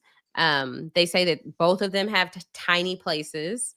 So y'all probably gonna be like in one small bed together, like doing like you're so cramped. You got no choice but to snuggle up to each other and get together for body heat, right? That's what I'm picturing in my mind. That's what I'm getting, right? Pastor Cal asked him if they have a plan to just alternate between places, and Thomas was like, "Yeah," and Pastor Cal was like, "Well, you don't want apartments to become like children, like where you're having to like fight over like you're gonna be here, you're gonna be here." Pastor Cal, why did he lay out that trap for them? He's like, "So y'all are probably gonna alternate places." They're like, "Yeah, that sounds good." He's like, "Wrong." Yeah, he said, "Wait, wrong you answer." Failed. Yeah. Right. Trick question. Dummies. Really fell for that. Literally asked them that. And so he's like, well, what about like subletting? I was like, when did he become their relationship manager? A realtor? Like, yeah. I got the perfect person for y'all. This is tantric yoga person named Diana. He's actually, I have 3 units that we're gonna tour today. Like realistically, right? They probably were both paying their rent anyway. Like, let's say this didn't work out. They go back to places to pay rent. I don't understand what the big deal is to just like, we'll just have that place. I'll just keep paying rent on it. I don't care. Like, I was gonna pay rent either way. So right, either way. And so Thomas says he's good with any option. But like he understands that like they do need to like make a decision about it, and that's when Camille does say like, oh, it would be nice for you to take the lead on that. See, that's all I had to do. That's all I had. That's it. Yeah. They go out to dinner to eat fondue. She's like, I'm glad I finally have a permanent trier-outer buddy to try things with. She said they really enjoyed that meeting with Pastor Cal because, you know, even though they've discussed a lot, there are a lot of deeper things that they haven't discussed. And she asked him about like bills and finances, like what's his plan for that? And he's like, oh, it makes sense to like do it together. And she like tries to like offer a plan for doing this. And he's like, initially, you know, we got to do what we got to do. They're just discussing like, he's still being very indifferent about things. Vague. Yeah, yes, very vague, very general. But she's trying to make a plan for how they're going to do things. And so we get a confessional from her. She's very surprised that he doesn't have like a concrete opinion or more of an opinion on these things. And he asked her, he's like, so do you need to be in love on decision day? In order to say yes, like, is that going to be a factor? She's like, well, you know, that depends on like how we're feeling at that point. she's like, what if I look at you and I'm just like, that was nice. Yeah. Whatever. Y'all are in love already. You're gonna say yes on decision day. We know it. I feel like Tom's planning out his love. He's like, so I have to say it on the day, or do I have to say it Right. after? Because if I have to say it on the day, I'll say it. Like, I'm ready. I'll say it. Like, I'll say it. I'll say it now if you need me to. Hey, if you do it right now, I'm gonna do it right now. I Yeah. need to know. I gotta plan it out. Yeah. So yeah, that's it for Thomas and Camille. We didn't get anything next week or anything significant at the retreat. Let me see. Thomas, Camille. Yeah, nothing significant on the preview with them. Trying to think if there's any. Yeah, no preview stuff. Yeah. Easily fives. Easily fives. I mean, we're literally talking about after decision The day future. as if we're just automatic yeses, which I'm pretty sure we are. So just like, so what are you all gonna do after you say yes? Like, Right. Like what Patrick Howell's asking them, because Yes. that's what it is. That's how far along they are. That's how concrete this thing is. Mm-hmm. Yeah, I do want Tom to get the hint and to be a little more forceful, more planning, I guess. But if that's your biggest problem, it's like, do you really have any problems? Mm-hmm. So yeah, they are our perfect golden couple. Let's go to our last couple, who have been given the honor of last couple for the last couple weeks now. You're right. Taking the top spot from Ike and MM, David and Michelle. So we're kind of coming off the heels of the big Denise call from last episode, where Denise snitched on her cousin. We didn't really get into this last week. If you're cousin Denise, what is your move in this moment? Oof. It depends. Well, that's tough, because let's say Aston calls you and is like, listen, Aston is Asian. Is my brother, yes. Says, listen, someone's gonna call you, and I need you to say I was at your house 2 nights ago, all night. Or it could be, I need you to say you sent me a text of food, whatever you want. All right. Are you covering when whoever calls you for a confirmation? Okay, let's reenact the call. Hey, Aysha. Hey. So Aston told me that you sent him a picture of dogs, of pepper and cinnamon. He said that he texted you, damn, that's the finest piece of tail I've ever seen. Was that a real text message you sent him? Yeah. Wait, was it real? I responded. I was like, Aston, why would you talk about the girls like that? And he was just like, hey, I'm so, like that. I was just talking about Pepper's tail. So I was just talking about Pepper's tail. And I just thought it was so funny. Like, what? Why are you asking? You want me to send you a screenshot? I can send you right now. You want the picture? I can send you a picture too. Oh, snap. You are. So you down to ride. You ride or die for Listen, my brother, that's a different animal. I will have his back with whatever. but you got some cousins that you ain't doing this for, is what I'm hearing. That's what I'm like. Is it a distant cousin, like a cousin you don't talk to ever? Or is it the cousin that's in like the daily family group chat that you hear from often? This is the third cousin twice removed that caused a scene at last Thanksgiving. They got disinvited. Levels. It's levels of this thing. Yeah. I said, Denise said, there, I mean, but Denise, I'm not about to be brought into this. Denise was the one in the beginning of the season that pretty much was kind of like a sister to David, as much as like using the matchmaking special with all the family. He's talking about how close they are. So Denise ain't for the foolishness. But here's the thing: she's trying to hold him accountable too. Like, you do want that. Yeah. It'd be one thing, like, yes, I would back Aston up, but I'd be like, Aston, what are you doing? Boy, what is your problem? Right.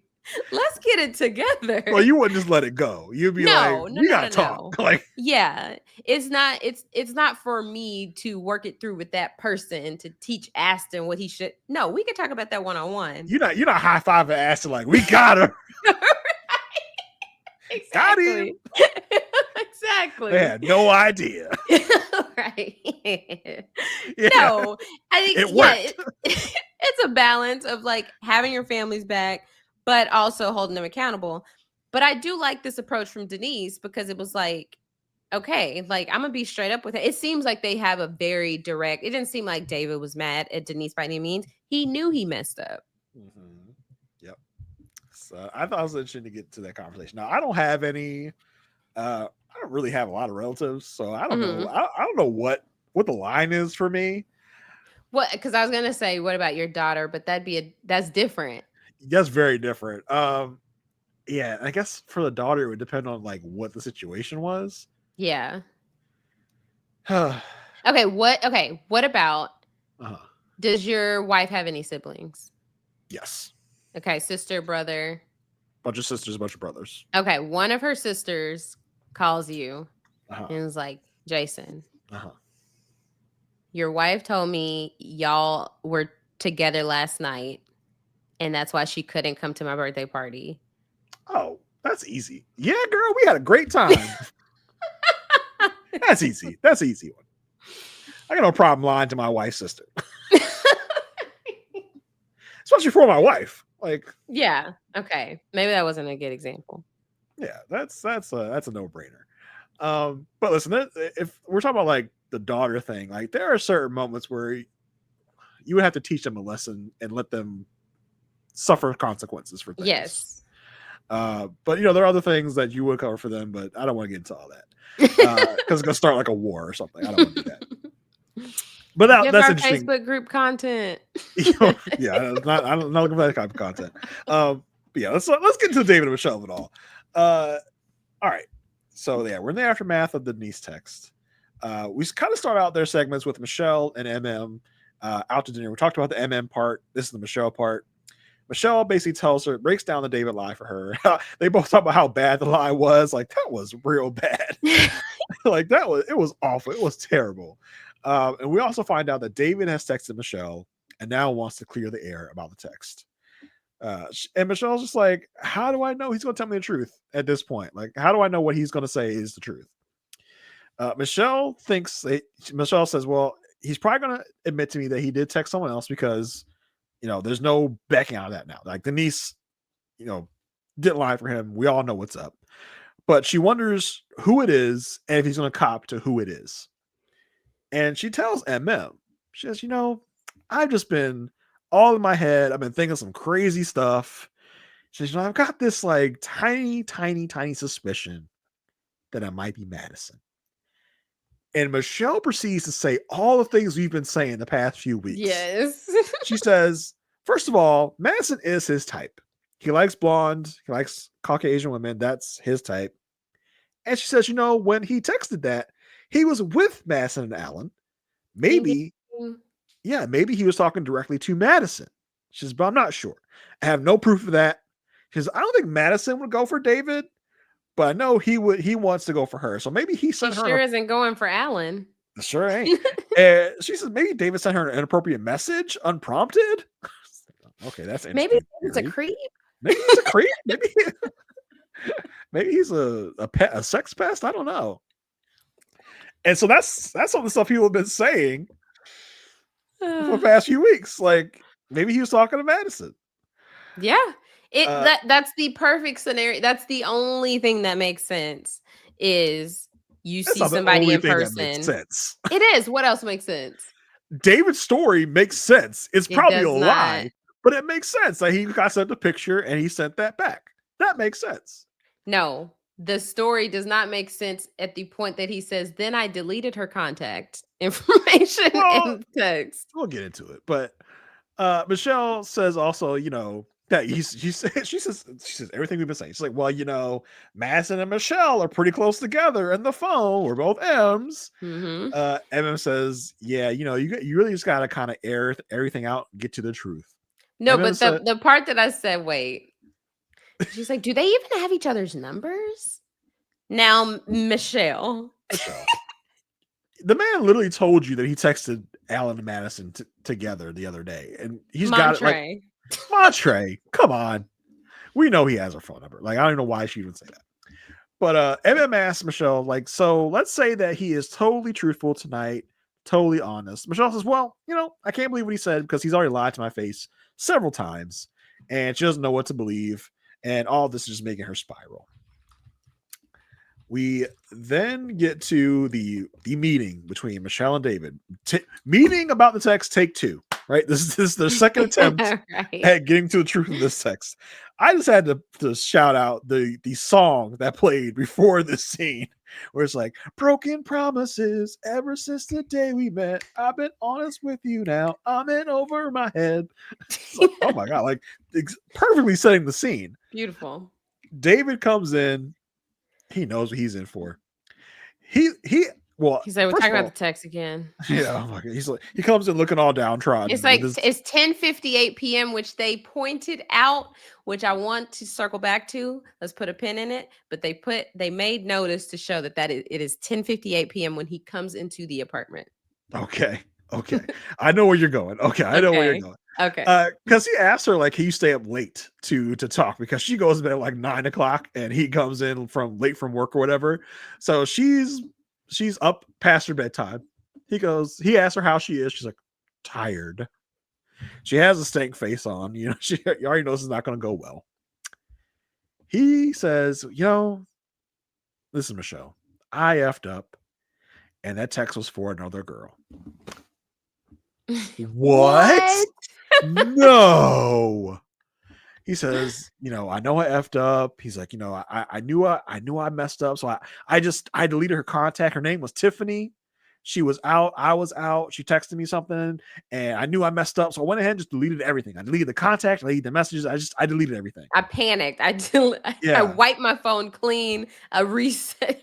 Oh God. I restart. I reset all the settings. I broke the phone. I got a new phone. I smashed the phone on the ground. So Michelle starts right in. She's like, why should I believe you now? You lied to my face all these times for a whole week. Why should I believe you? He goes, well, that's on you if you don't believe me. She says, let's not put anything on me. Okay? That's not what we're here for. He says, I am putting it on you because you're the one that asked me for the truth and I'm giving it to you. Michelle says, well, is anybody else going to pop up? Are any other women I should know about? He says, no. She says, what do we do now? What should be a plan now, David? He says, we can communicate. We can work this out before the couples retreat. She says, oh, why? So we can pretend that we're all good at the couples retreat from the other couples? She says, this is so annoying. And this is the real Michelle coming out. Yes. She says, you put yourself on a pedestal, told my mom you would never disrespect me, all the while lying to my face. And I have been nothing but honest. Why couldn't you be? He says he didn't know how to say he was hurt. All the things that she said were hurting him. She says, well, you kept telling me that my honesty was sexy. And if you were honest about how you were feeling, we could have worked something out because we could have related to each other more if you were honest with me. That's it. We both she twisted that so much to try to say we both could have related on not being into this together and that would have helped us. But she's sitting here acting like she didn't know how what she was saying made him feel. Yeah. Michelle, obviously he was trying to. Is that your date outfit? Yeah. Like, do we need to run a playback of all the things she has said? Like obviously that made him not feel good. You knew that, Michelle. Let's not be stupid. Let's not say dumb stuff. It's just like both things can be true. Like Michelle can be hurt by this, right? Like she could be, but also be honest about your actions. Like be honest about how you have felt. Like even if she were like, I may have not been into this. I may have been like hanging on tooth and nail, trying to just get through this. But at least I respected you by not stepping out on this. Totally. Like, that totally would have been like, oh, she knows exactly. Like she's self-aware. Yes. But no, she's like, you know what we're about to do? We're going to make him completely the bad guy. And hopefully everyone forgets about the previous 6 weeks. And then we can move on. 100%. She's doing too much at this point. Yes. Like she's trying to get all of the villainy off of her. I'm telling you, when people start when just like the tantric yoga, Dirty Diana, when you start giving too much info, that's when you lose us. that's where you lose us.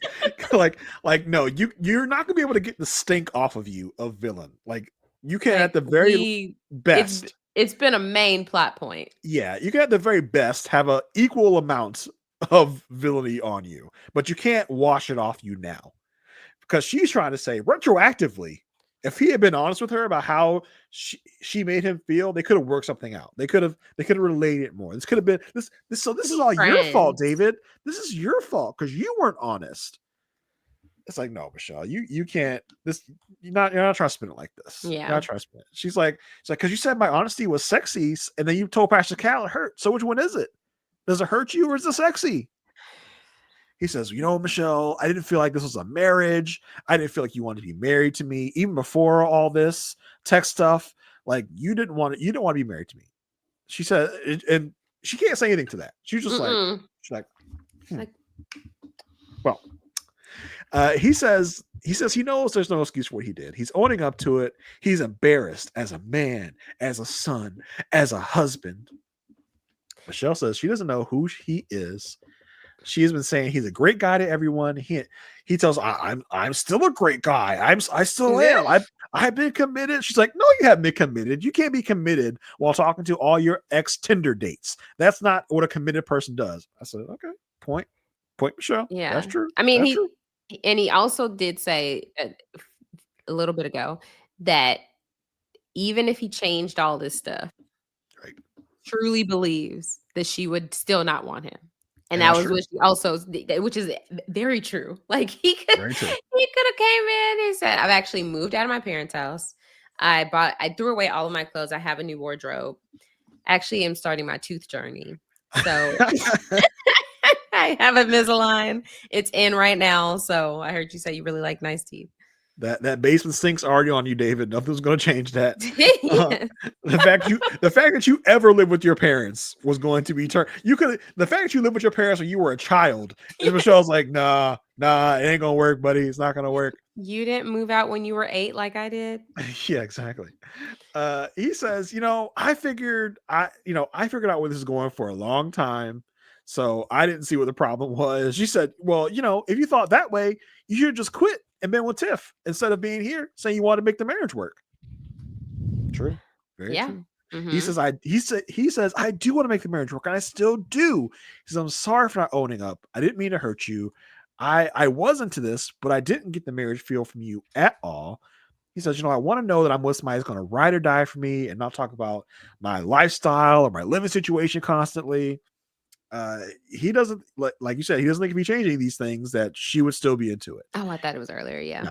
He says all this stuff was just built up, and he knows he should have released it earlier. She says, well, if this whole text thing didn't come out, would you have admitted any of this to me? Oh, says, with the hypotheticals. If I had never said this, because who knows? Maybe y'all would have been able to just be friends. Maybe if things didn't get to the point of just like despising each other, then he wouldn't have had to express that this hurt him because it wouldn't have mattered. Yeah, he says, of course I would have. Michelle says, because it really seems like you're picking this as a really convenient time to change your storyline. I was like, to change your storyline. This is all just a show. Yeah. Michelle now. That's all this is. You're just trying to change your storyline. Like, because we know what Michelle's doing right now. Michelle's talking about her reputation. She's doing this and that. She is telling David, like, this looks bad for you. Because I'm thinking about how this looks for me and how it looks for you. And you were doing this to change the storyline, putting it back on me. Michelle's all the way into the TV show of it all now. Her, Ikechi, Juan, Madison is putting on a good front for her scenes as well. For sure. He again brings up the timing of her bringing this all up. He talks about, you didn't bring up the day of. He says, you waited until Friday, ruining my weekend. Basically, that's what he's saying. And she's like, listen, if you're going to bring up the whole timeline of it all and try to turn this on me, we can stop talking about it now. He says, okay. He gets up. Everyone's getting ready to leave. In a confessional, she says she's annoyed that he's trying to turn this back on her. And she says she has no idea what he's been up to. She says he goes out till 3 a.m. most nights. So he's obviously probably doing way worse than what he's saying here. So I was like, the timing is interesting. I'm telling you. Interesting timing. Exactly. 3, not 4 or 5 or midnight 3. Who else stays out to almost 3 in the morning on some Oh, nights? Siri. Interesting. Exactly. So David goes to leave. He goes out to the hallway, and we hear a producer asking him about the situation. She goes, "I'm a little confused about the situation. Can you explain this to me?" He's like, can we actually fact check that? Yeah, and he goes, "Oh, you mean about the story about Tiffany?" I said, "I don't think you would say this was a story Right. if this is a true fact." He says, "You mean the story?" I was like, "Oh my gosh." He basically tells again to the producer as Michelle is packing her stuff to leave, and she leaves the apartment and literally crosses paths with David and the producer as David is explaining his side of the story As to the David is producer. explaining the story him and Madison came up with. Yes. And we see Michelle getting into the elevator as David's trying to explain the story. It was just like, oh my God, this is high drama here. So that's really the before the retreat. So no one knows what's going on with David and Michelle. No one knows who's coming to the retreat, who's not coming to the retreat. We get a David confessional where he says he's in his car. He says, I'm on the way to the retreat. No one knows I'm coming, including Michelle. He says, I'm just going to show up there. I'm going to be respectful and see how things go. For Michelle's part, Michelle is going to the retreat with MM. Driving down there together. She says she wants some answers at the retreat, and she also wants everyone's opinion on this issue. She talks to MM about the conversation with David and how he's stuck on the timeline. He's talking about timeline. And after that whole thing, David texted again and want to talk about it some more. She's like, I don't understand what we need to keep talking about if he's not going to tell me the whole truth. She says she's not sure what she believes. Michelle says she's going to address her suspicions with Madison because she feels bad that she put Madison's name in it. What she doesn't say is on camera. Right. And the fact that she's saying this is like, hey, it's a little early to be clearing Madison. Mhm. I just feel like, when you're truly investigating, Madison does not have an alibi at this point. No. Because Michelle knows she said Madison's name out loud on camera, so she's going to have to explain that one. She's like, I better get ahead of this while I can. So Michelle gets to the retreat. Michelle and MM get to the retreat. Basically, Michelle, when we get there, Alan and Madison are there, and Michelle gets there, and she basically tells everyone, "Yeah, David finally fessed up." She says now he expects me to forgive and forget. She's ready to get more answers if he shows up. All the while, keep showing Madison. The camera keeps popping to Madison to see what Madison's reaction is to what Michelle is saying. Mm-hmm. David does indeed show up, gives everyone a hug, gives even Michelle a little hug. On side. Goes to Madison. Oh, Yeah. nice bear hug for Madison. He picks her up. So good to see so you. good to see you. gives Alan a bro shake. Like, David, if you're doing what we all think you're doing, You this dirty. shake is you dirty dog. Alan's like, man, I didn't think you were going to show up. It's very tense and awkward. No one knows what to say. Madison tells Alan, why don't you grab a knife while you're in the kitchen to cut the tension? Alan, of course, brings a butter knife to cut the tension. I'm like, Madison and Alan, you guys would be the perfect comedy duo if you guys actually worked out. Sheesh. In confessional, he says he doesn't know where Michelle's mind is at. He says he knows it's coming, but it's still early. He knows. It's like, I don't know. I'm not going to tell you when. I'm not going to tell you where. But your ass beating is coming, boy. You're going to least the time you least expect it. And the time he least expects it is at dinner. Because we're going around the table at dinner, talking all about our issues, what's going on in everyone's relationship. And Michelle says, I think David has something he wants to say. Basically, throwing David to the wolves at dinner. Like, go ahead. Tell him what you did. I'm going to rub your nose in it. Go on ahead. Like, got the belt. Go ahead. Right. And don't you miss a detail. I'm watching you.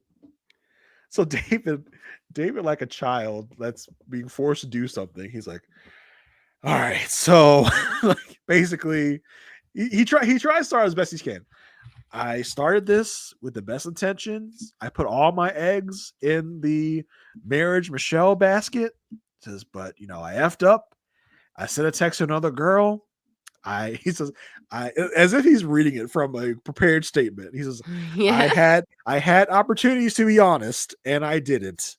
I am embarrassed, and I apologize to everyone I lied to, including the other guys that he lied to last episode. Lied to everybody. Yeah, he says, I wasn't getting the attention I thought I would, so I stepped out of pocket. Thomas, who is trying to be a bro and step up for David, says, listen, man, I appreciate you owning up to what you did. Michelle says, I had to call his cousin before he would own up to it. Mm-hmm. Do not be giving him any credit. This man does not deserve, Tom. We're not doing that. Okay. David again says, I just felt like I wasn't getting what I needed. And Tom again, trying to be there for David, is like, all right, Michelle. So what are you actually upset about? Are you upset about the marriage, the sanctity of marriage, or the fact that he lied? He says, because Tom says, do you actually care about the marriage? Right. Because Thomas is basically thinking, from our point of view, y'all's relationship is over. So what are you so riled up about? And Tom and Camille be pillow talking. Camille be like, I don't know what that girl's so pressed about. She don't like him. Yeah. She don't like him. She would have been gone yesterday if she could, and did. So Tom's all about sticking up for his boy. What are you actually mad about? Because you don't like this man. So what's the problem? And Michelle says, it's all of it. It's the marriage. It's the fact that he lied. And she again talks. She steals Pastor Cal's line. She says, my parents split up because of infidelity. So, and Alan goes, oh, Alan's like, oh, okay, I see. Okay, Alan, thanks. And she said, that's really a trigger for me. She basically stole that from Pastor Cal last episode. Yes, Pastor Cal told me. Yeah. She might as well said that. She's like, I'm going to use that. She wrote that down. Pastor Cal said, I'm going to use that in my arguments against David. She says, there was progress happening. Yes, it was very slow progress, and our versions of trying are very different, but I feel like I was letting my walls down, letting my guard down slowly, but it was happening. But then he goes and does this, and the walls are right back up. See this? You see this little itty bitty space between my fingers here? For those watching, that's how much space that she let her walls down. That's almost too much. Right, and then it went right back. Mm-hmm. As soon as he did this text, it went right back up. As if she's made some sort of progress. We actually could have been yeses on decision day. Yeah. Had David not done this. Oh my gosh. And she says, David is blaming me because he thinks I wasn't trying, so he thought it was okay. Alan says, oh, well, are you blaming Michelle, David? David's like, no, I'm not blaming her, but I never got any positive action from her. I never got a text about how my day was going. I didn't get any handholds, no kisses since the wedding day. Michelle turns on Allison and Allison. I didn't say anything here. She turns on Alan and Madison. She says, have you guys kissed since the wedding? Alan says, well, no. Michelle asks Alan, so are you texting other women? He says, no. He tries to, but David and Rhap say, you know what? There needs to be no further conversation about it. He wants the conversations to stop now. There needs to be no further combos. Now, you'll remember that in the preview for this episode, last episode, they spliced that audio over Madison leaving, which did not actually happen. So Alan says, Alan keeps trying to talk about it. He's like, there's just a lot to pull apart about this. And he begins to talk about him and Madison.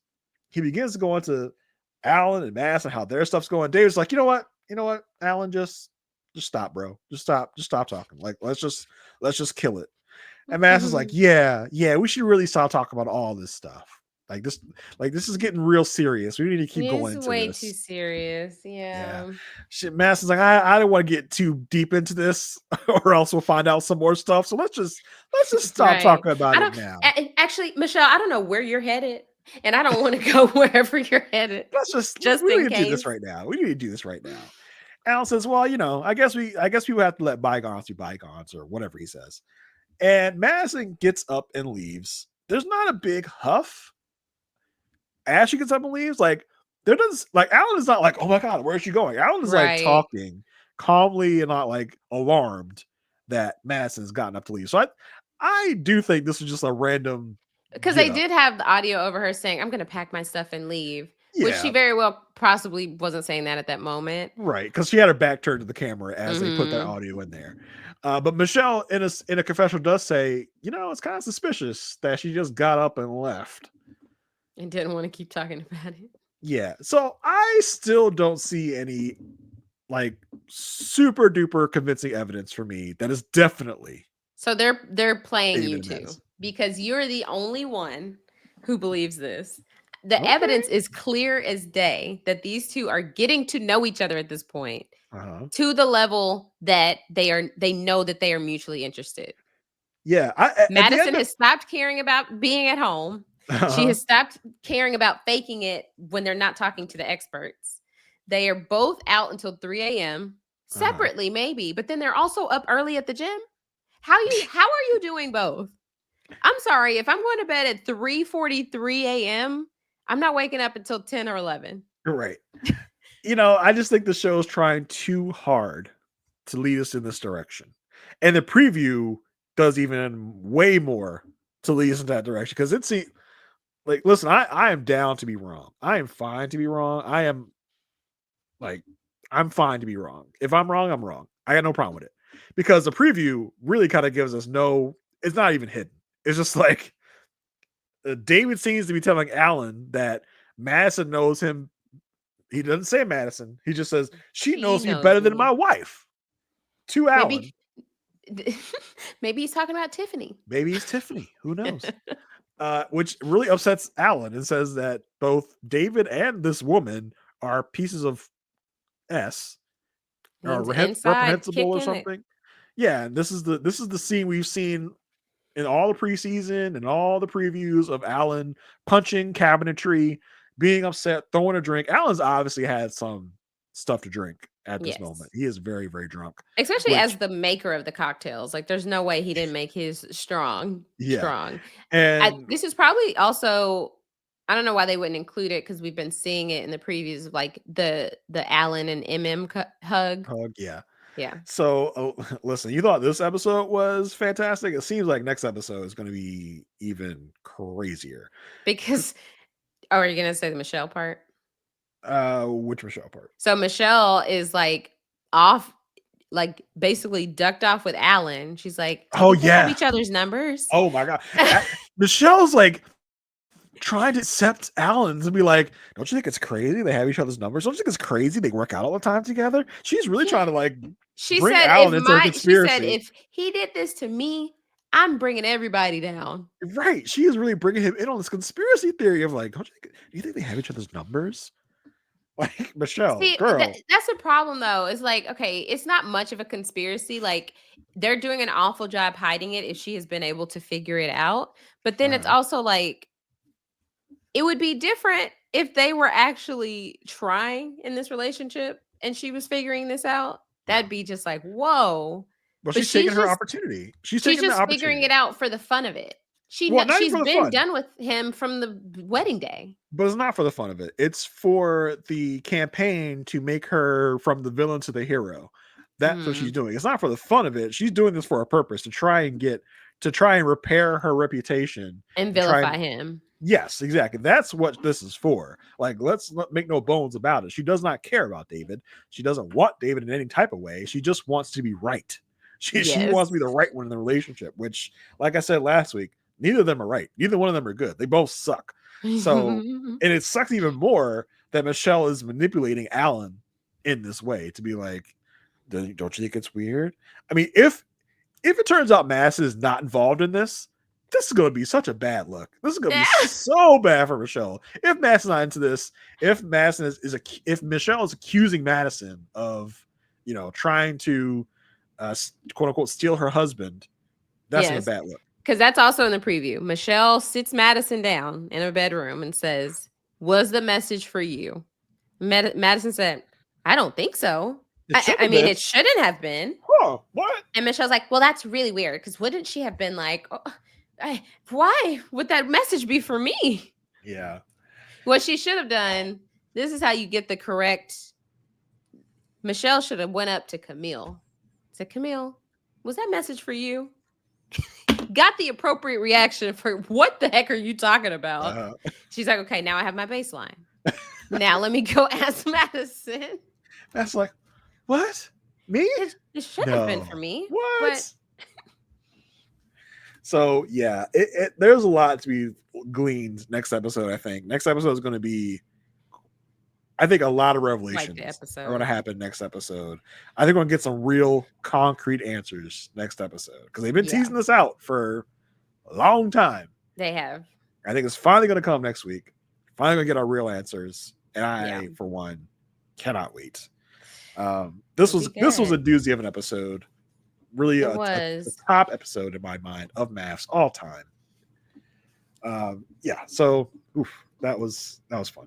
It was, I mean, from top to bottom, it was a lot. And I was just like, whoa. Yep. I need Juan and Carla to get in on the action.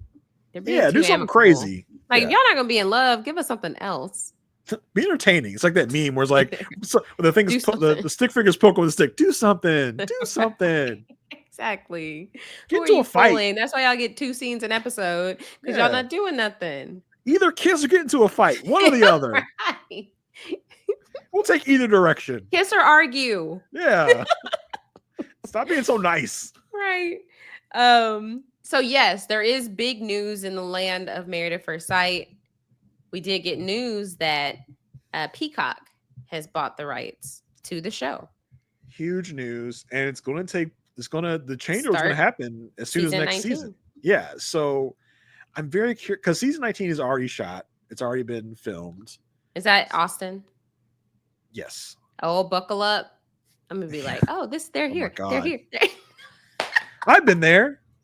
I've done that. I might know somebody on the cast. Oh, that'd be interesting. Because this is the prime age, so yeah. But so let's talk about what we think will be any changes, if anything. I would think for season 19, there's not going to be much of a change because they already shot it before the Peacock news happened, so it shouldn't be much change. I think if any long-term change, I do wonder if like starting in a season 20. Because the scuttlebutt is that this initial deal is for 3 seasons. Yep. So 19, 20, and 21. So I would think if any big change is going to happen, it's going to start in season 20. Yeah. And I could see them trying to refresh and retool this whole thing. Get new experts, new process, new format, maybe. I don't know. Yeah, like what could they, because I would think one format that is wildly successful in terms of viewership, not necessarily the relationships, but viewership, is Love is Blind. Yes. So what could they adopt from Love is Blind that would be like, that can be applicable to Married at First Sight? And let's not forget that Married at First Sight is shot by the same production company as Love is Blind. Mm-hmm. So it wouldn't be a stretch to say like, as far as formats, do you think they would ever get rid of the experts? No, because there's no real guidance on Love is Blind except for Lachey's. No, because I think even without experts, they would crash and burn sooner. Right. Yeah, I think so. As much as we dog on the experts, I think the experts elongate these relationships. Yeah, I think the experts are something that is needed. So I could see them bringing in bigger names as the experts. Like, I don't know who you would think of, but I could see them changing up the expert thing. I could see them shortening the episodes. I could see them being like, 12 1-hour episodes, similar to a Love is Blind, right? I could see them, because Peacock is, one of those streamers that, like, you have, Traders, you have Deal or No Deal Island, which are all like 12 to 15 episodes per season. So I could see them shrinking the episode count. Love Island is also on Peacock. Yeah. So I feel like you're bringing a lot of, like, by putting it on Peacock, there's a lot of viewership there, right? So we're going to get a lot of new viewers for season 19. But I've also seen a lot of people that are like, well, guess I'm not watching anymore because I'm not getting Peacock. Which, good news, everyone. Aysha has decided to donate Peacock memberships to anyone that wants them. Right, Aysha? Not. No? Oh, well, she told me. That would be amazing. Yeah, but listen, I mean, I hope you guys all come to the ride on Peacock with us, because I'm very curious to see what differences there will be, if any. Yes. And they also could just decide to keep it as is. I True.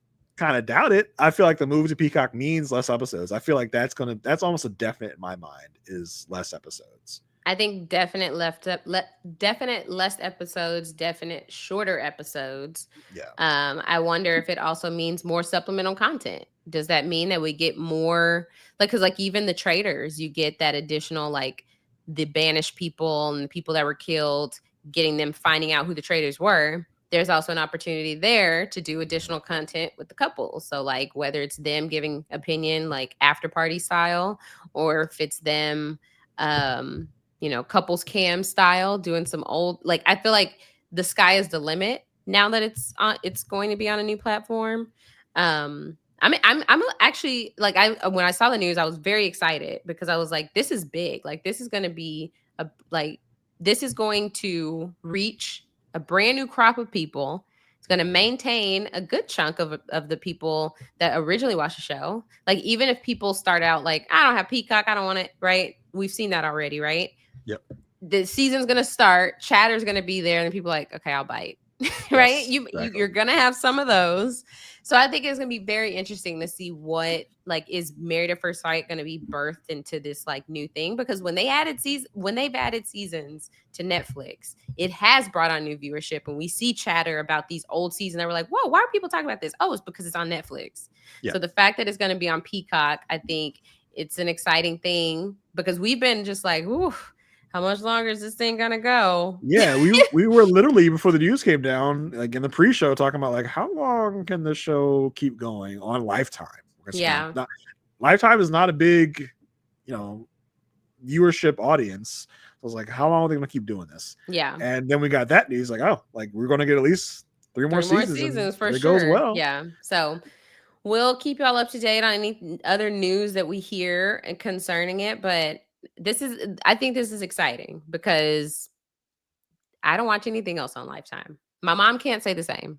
She stays on Lifetime. She stays on Lifetime Movie Network. This is one of the many things she watches on Lifetime. But for a lot of us who Married at First Sight is the only thing we watch on Lifetime, this may be, easier way to stream it. They may even change the way they drop the episodes. That could be a thing. Yeah. Oh, that'd be interesting. If they do them all in one drop, that would be. That's a little tough. I hope I don't hope they do that. I do hope they continue to drop it. We know things like Dondi and Traders are all week by week releases. So there's hope there. I do hope, I would love for them to keep a good episode count to like maybe not a 25 like we've been doing. Maybe like drop it to like a 15 to 18. Yeah. Mm-hmm. Somewhere in that range I think would be fine. I don't love the Love is Blind 12 episode model because I feel like we don't get enough miss so much content. Yeah. So I feel like a 15 to 18 would be perfect. Yeah. I would love that. 15 to 18 hour long episodes I think is a great length. As a great amount of episodes. So hopefully we'll get something like that. I'm very, very curious to see how or what they change up, because there's gotta be something they change up. Yeah. It's not going to port directly from a Lifetime model to a Peacock model. So right, exactly. A lot to be seen. In other news, I'm happy to report that I will no longer report on the incorrect colors seen on this show because I got a new TV. Yeah, we haven't got a lot of that this season. We haven't got a lot of color checking on the TV. Right. I was too tired of being wrong. So I said, let me just ignore any clothing. Finally updated the home theater to like a 80-inch 75-inch projector screen, probably in the nice home theater setup you got. It feels like I have a brand new living room, honestly. Yeah, glad to hear it. You're probably one of those people like the sound system's probably like blowing your hair back. Stay tuned. Piece by piece, I will get that there. Yeah, but sure. I had the first steps. I really wanted to get it before season 47, but life be lifing. Life. So now I have to rewatch my episodes to see if it looked different, for other people. Shouldn't take too long. Wow. I can't. Anyway, thank y'all so much for sticking with us. Hope you enjoyed it. Let us know what y'all enjoyed about the podcast episode. Jason, where can people keep up with you? I'm not social mediaing too much these days. You can find me on Blue Sky at JR33D. Find me over there if you want to chop it up with me. As far as podcasting goes, I am on the Good Pod with Marissa Garza talking about the Good Wife and Good Wife related properties. So if that tickles your fancy, head on over there. That's it for me right now. Aysha, what you got? Yeah, y'all can follow me on all social media at Aysha like Aysha. That's AYSHA like ASIA. I am definitely the most active on Instagram, so check me out there. If you're looking for a Valentine's Day gift or any other occasion, you have a friend's birthday coming up and you want me to say something, I am on Cameo. So you can find me there. But outside of that, we'll be back next week to talk about episode 15. Should be a good one. Thank y'all so much for sticking with us. Bye.